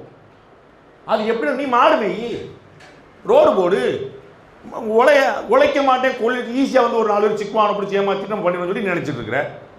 அப்போ அந்த பாவத்தில் எங்களுக்கு அக்கௌண்ட் வராது அப்படின்னு படப்படன்னு பொய்ய புறப்பர் திருப்பி வால்மீகி அம்மா என்னங்க. இப்போ நமக்கு வந்து டவுட் வரும், அது எப்படி சார் நமக்கு வந்து அப்பா அம்மா பண்ணுறது வந்து பிள்ளைக்கு தானே வரும்னு சொல்லுவாங்க. அப்போ அப்பா அம்மா பண்ண பாவமும் பிள்ளைக்கு வரணும்ல, ஷேர் வரணும்ல அப்படின்னு ரொம்ப ஆச்சரியமான ப்ராக்டிக்கலாக சொல்கிறேன் பாருங்க. அப்பா ஒரு லோன் வச்சிருந்தாரு அப்படின்னா அவர் பேரில் இருக்கிற ப்ராப்பர்ட்டி மட்டும்தான் போகும். அப்பா ஒரு லோன் வச்சிருந்தாரு, அவர் இல்லை, அவர் மேலே அவர் பேரில் இருக்கக்கூடிய ப்ராப்பர்ட்டி மட்டும்தான் போகும். அவர் பேங்க்ல டெபாசிட் வச்சிருந்தாரு, நீங்க போய் வாங்கிட்டு வந்துடலாம், நான் தான் இன்னார் புள்ள, இவ்வளவுதான். அவர் லோன் வச்சிருந்தாருன்னா அவர் பேரில் இருக்கக்கூடிய ப்ராப்பர்ட்டிகள் மட்டும்தான் பிரச்சனை வரும், அது லோன். ஆனால் எஃப்டி ஃபிக்ஸட் டெபாசிட் போட்டு வச்சிருந்தாருன்னு நம்ம போய் வாங்கிட்டு வந்துடலாம். எங்கள் அப்பாட்ட நான் கேட்டேன், என்னப்பா கண்ணு முன்னாடி நம்ம வந்து இவ்வளோ பாவிகள் வந்து ஓஹோன்னு இருக்கிறத பார்க்குறோம், இவ்வளோ புண்ணியாத்மாக்கள் நல்ல ஆத்மாக்கள் சிரமப்படுறத பார்க்குறோம், இது ரொம்ப பொருத்தம் இல்லாமல் இருக்கே, நியாயம் இல்லாமல் இருக்குதே. முதல்ல அந்த மகாநதி படத்தில் கமல்ஹாசன் ரொம்ப அற்புதமான ஒரு வசனம் வச்சிருப்பார். நல்லவனுக்கு கிடைக்க வேண்டிய எல்லா மரியாதையும் கெட்டவனுக்கும் கிடைச்சிரும்னு நான் ஏன் நல்லவனா இருக்கணும் ஒரு கேள்வி இருக்குல்ல. இன்னைக்கு எப்படி ஆயிடுச்சு, அன்னைக்கெல்லாம் சமூகத்தில் வேலை தெரிஞ்சவன், வித்வான், படித்தவன், நல்லவன், பூசாரி அப்படின்னு ஒவ்வொருத்தருக்கும் ஒரு மரியாதை இருக்கு. அவன்கிட்ட காசு இருக்கான்லாம் கேட்க மாட்டாங்க, அவன் பூசாரி, அவனுக்கு வணக்கம் வச்சு, அவன் நல்லவன், அவன் வாயில் விழுந்துறாரு. உங்களுக்கு புரியுங்களா? அவன் படித்தவன், அவன்கிட்ட ஒரு வார்த்தை கேட்டுக்கும். இப்படின்னு ஒவ்வொருத்தருடைய தனி குணத்துக்கு, திறமைக்கு மதிப்பு மரியாதை. இன்னைக்கு ஒரே மரியாதை தான். காசு இருக்குது, ஐயா உள்ளவங்க, காசு இல்லை அப்படியே வெளியில். என்கிட்ட ஞானம் இருக்குது, சாரி எங்களுக்கு அதெல்லாம் வேண்டாம், நீ வச்சுக்கோ, எங்களுக்கு தேவையில்லை. அப்போ நமக்கு என்ன தேவைப்படுதுன்னா பைசா, பைசா இல்லை, இப்படி பிரிச்சு. அப்போ எங்கள் அப்பாட்ட கேட்டேன், இவ்வளோ அநியாயமாக இருக்குது, எல்லாமே பணம் தான் தீர்மானிக்கும், எல்லா கெட்டவனுக்கும் எல்லாம் நல்லது நடக்கும்னா அப்போ ஏன் நல்லவனாக இருக்கணுங்கிற கேள்வி வருது. எங்கள் அப்பா ஆச்சரியமான விஷயத்த சின்ன வயசில் புரிய வச்சார். இன்னைக்கு பெரிய சொகமா சொகுசா சந்தோஷமா இருக்கக்கூடியவன் இன்னைக்கு அவன் பண்ற பாவங்கள்னால அப்படி இல்லை. இதற்கு முன்னாடி அவனும் அவனுடைய பெற்றோர்களும் முன்னோர்கள் பண்ண புண்ணியத்தினால் அப்படி இருக்கிறான். அவ்வளோ பெரிய கேள்விக்கெல்லாம் பதில் சொல்றீங்க. நான் வரேன். நீங்கள் டக்குன்னு நம்மளை குருநாதர் ஆக்கி விட்டு நமக்கு வந்து எல்லாம் போட்டு விட்டு போய் விட்டுறாங்க. நான் வந்து ஒரு எளிய பிள்ளை, அவரே பிச்சைக்காரன், நான் பிச்சைக்காரன் வந்து இதான் மிச்சம் மீறி எடுத்து ஒரு பொறுக்கி திங்கிற ஒரு பையன், சாதாரண ஒரு வேலை. அப்போ வந்து கெட்டவனுக்கு இவ்வளோ நல்லது கிடைக்குன்னா என்ன அப்படின்னா, அவர்களுடைய முன்னோர் அவர்கள் அத்தனை பேரும் செய்த புண்ணியம் இவர்களுக்கு வந்துட்டு அன்னைக்கு அவன் பண்ண ஃபிக்ஸட் டெபாசிட்ல எடுத்து செலவழிச்சிட்டு இருக்கிறான். அடுத்த பாயிண்ட், ஃபிக்ஸட் டெபாசிட்ல செலவழிச்சிட்டே இருந்தா என்ன ஆகும்? ஒரு நாள் கரைஞ்சு. அப்ப இப்பயும் திரும்பி சம்பாதிச்சு எப்படி போட்டே இருந்தா என்ன ஆகும்? அசட் அப்படியே இருக்கும். அப்போ நாமளோ முன்னாடி பையனோ பின்னாடி பையனோ அடுத்த தலைமுறையோ ஒன்று முன்னப்பன்னு இருந்தாலும் இந்த எப்படி வந்து கையை கொடுக்கும், டக்குன்னு எடுத்துக்கலாம். நம்ம கிட்ட இவ்வளவு இருக்குதே நினைச்சா அது நீ சம்பாதிச்சது இல்லைன்னு தெரியணும், அல்லது நீ இப்ப சம்பாதிச்சது இல்லைன்னு தெரியும். எளிமைக்கும் ஏமா படைத்துன்றான். எந்தை தந்தை தந்தை தம் மூத்தப்பர் அப்படின்னு 7 ஜென்மத்துக்கு முன்னாடி அந்த புண்ணியங்கள் தொடர்ந்துதான். அப்ப இப்ப நம்ம பாவம் பண்ணா அது அடுத்தடுத்தது தொடரும், நமக்கே தொடரும், நம்முடைய அடுத்த தலைமுறைக்கு தொடரும். அது ஏன் மைனஸ்ல போயிட்டு இருக்கு? கவர்மெண்டோடைய 8 லட்சம் கோடி கடன் மாதிரி மைனஸ்லயே போயிட்டு அதுக்கப்புறம் வராது. நீங்க எப்படி திரும்பி வர முடியும்? நம்ம நினைச்சுக்கிட்டு இருப்போம் நமக்கு 1000 ரூபாய் கொடுக்குறாங்க, கடல்ல கொடுக்குறாங்கன்னு புரிஞ்சுக்கணும். அந்த கடன் நமக்கும் பொறுப்பு இருக்குன்னு புரிஞ்சுக்கணும். அப்ப நாம புண்ணியம் பண்ணால் மட்டும்தான் நமக்கு அந்த புண்ணியம் தொடரும். நமக்கு இப்போ ஒரு வசதி வாய்ப்பு கிடைச்சிருக்கு, கண்ணு முன்னாடி சில பேருக்கு இந்த வசதி வாய்ப்பு கிடைச்சிருக்கு அப்படின்னா அவன் எந்த ஜென்மத்தில் எவ்வளோ புண்ணியம் பண்ணான்னு யோசிச்சு பாருங்க. நம்ம வந்து ஜானகி அம்மா, எஸ்பிபி சார் இவங்கெல்லாம் பார்த்துட்டு, சார்லாம் வந்து எல்லாம் அம்மளுக்கு வந்து சிவனுக்கு வந்து தேனா ஊற்றிருப்பாங்க போல, இப்படிப்பட்ட குரல் வந்துன்னு சொல்லு. அப்போ இப்போயா ஊற்றுறாங்க? எத்தனை ஜென்மமாக ஊற்றிட்டே இருந்தாங்க நமக்கு தெரியாது. அப்போ நாளைக்கு ஒரு விஷயம் நடக்கணும்னு இன்னைக்கு நம்முடைய வேலையை பார்க்கணும். நாளைக்கு ஒரு பெரிய ஆலமரம் நிழல் கொடுக்கணும் அப்படின்னா இன்னைக்கு நாம விதப்படணும். நாளைக்கு நம்முடைய தலைமுறை நல்லா இருக்கணும்னா எந்த புண்ணியம் பண்ண வேண்டாம், எவனையும் கெடுக்காம இருந்தா போதும். எவனையும் கெடுக்க மனசார ஒருத்தனுக்கு கெடுதல் நினைக்காம கெடுக்காம இருந்தோம், அது பெரிய புண்ணியம். மைனஸ்ல கொண்டு போகல. உங்களுக்குள்ள பாவ புண்ணியம் 2 இருந்தா ஈசனோடு ஆயினும் ஆசை அருமின்றான். நம்ம அவ்வளவு தூரம் போக முடியாது. நம்ம வந்து அவ்வளவு தூரம் நமக்கு வந்து கிரிப் வேணும், ஹோல்டு கிடைக்காது. நம்ம வந்து அந்த கொடி மாதிரி நம்ம எப்படி வளர முடியும்? வர வழிகள். அப்போ ஈஸ்வரோடு ஆயினும் ஆசையல்மின் போகிறதுக்கு முன்னாடி நெகட்டிவுக்கு போகாமல் இருக்கலாம், மைனஸுக்கு. அப்போ யார்? அடுத்தவனுக்கான குடி கெடுக்கிறதுக்கான யோசனை, அடுத்தவனை கழுத்துறதுக்கான கருவுறதுக்கான யோசனை, அவன் கெட்டு போயிடணும், நல்லா இருக்கக்கூடாது, நாசமாக போயிருங்க, அந்த யோசனை இல்லாமல் எப்படி வரும் அப்படின்னு குருநாதர் மூலமாக மட்டும்தான் வரும். யோகிராம் சர்மான் மட்டுமல்ல, இந்தியா முழுக்க ஒரு பெரிய தர்மபூமி, கர்மபூமி. உலகம் முழுக்க இந்தியாவை கருவறுத்தரும் குறி வச்சு செயல்படுறான். ஒரு நாடு பாய்க்கிற, நட்பு நாடு, எதிரி நாடு உட்பட எல்லாம். எதிரி நாடுன்னா நேரம் நிற்கிறான், நட்பு நாடுனா பக்கத்தில் நிற்கிறான், அவன் இப்போ சண்டைக்கு வருவான் தெரியாது. இவ்வளோதான் எல்லாமே அப்படி சுற்றி. அதை தாண்டி இந்த இந்தியா வந்து இவ்வளோ எந்திரிச்சு நிற்குது அப்படின்னா இந்த கர்மபூமி. சகோதரர் கேட்டால் அதுதான் கர்மாவா? கர்மா அப்படிங்கிற சமஸ்கிருத வார்த்தைக்கு செயல் அப்படின்னு. கர்மா கர்த்தா, கர்த்தரே அப்படின்னு ஒரு வார்த்தை கேள்விப்பட்டிருக்கீங்களா? அது என்ன அர்த்தம்? இங்கிருந்து எடுத்த வார்த்தை, நீங்க யூஸ் பண்ணா முட்டிங்க, அவன் யூஸ் பண்ணிட்டான். வேற ஒன்றும் இல்லை. கர்த்தர்னா கர்த்தா, செயல்படுபவர், அவரா செய் வைக்கிறவர். யோகிக்கு முன்னாடி மை ஃபாதர்னு சொன்னவர் யாரு? ஜீசஸ்.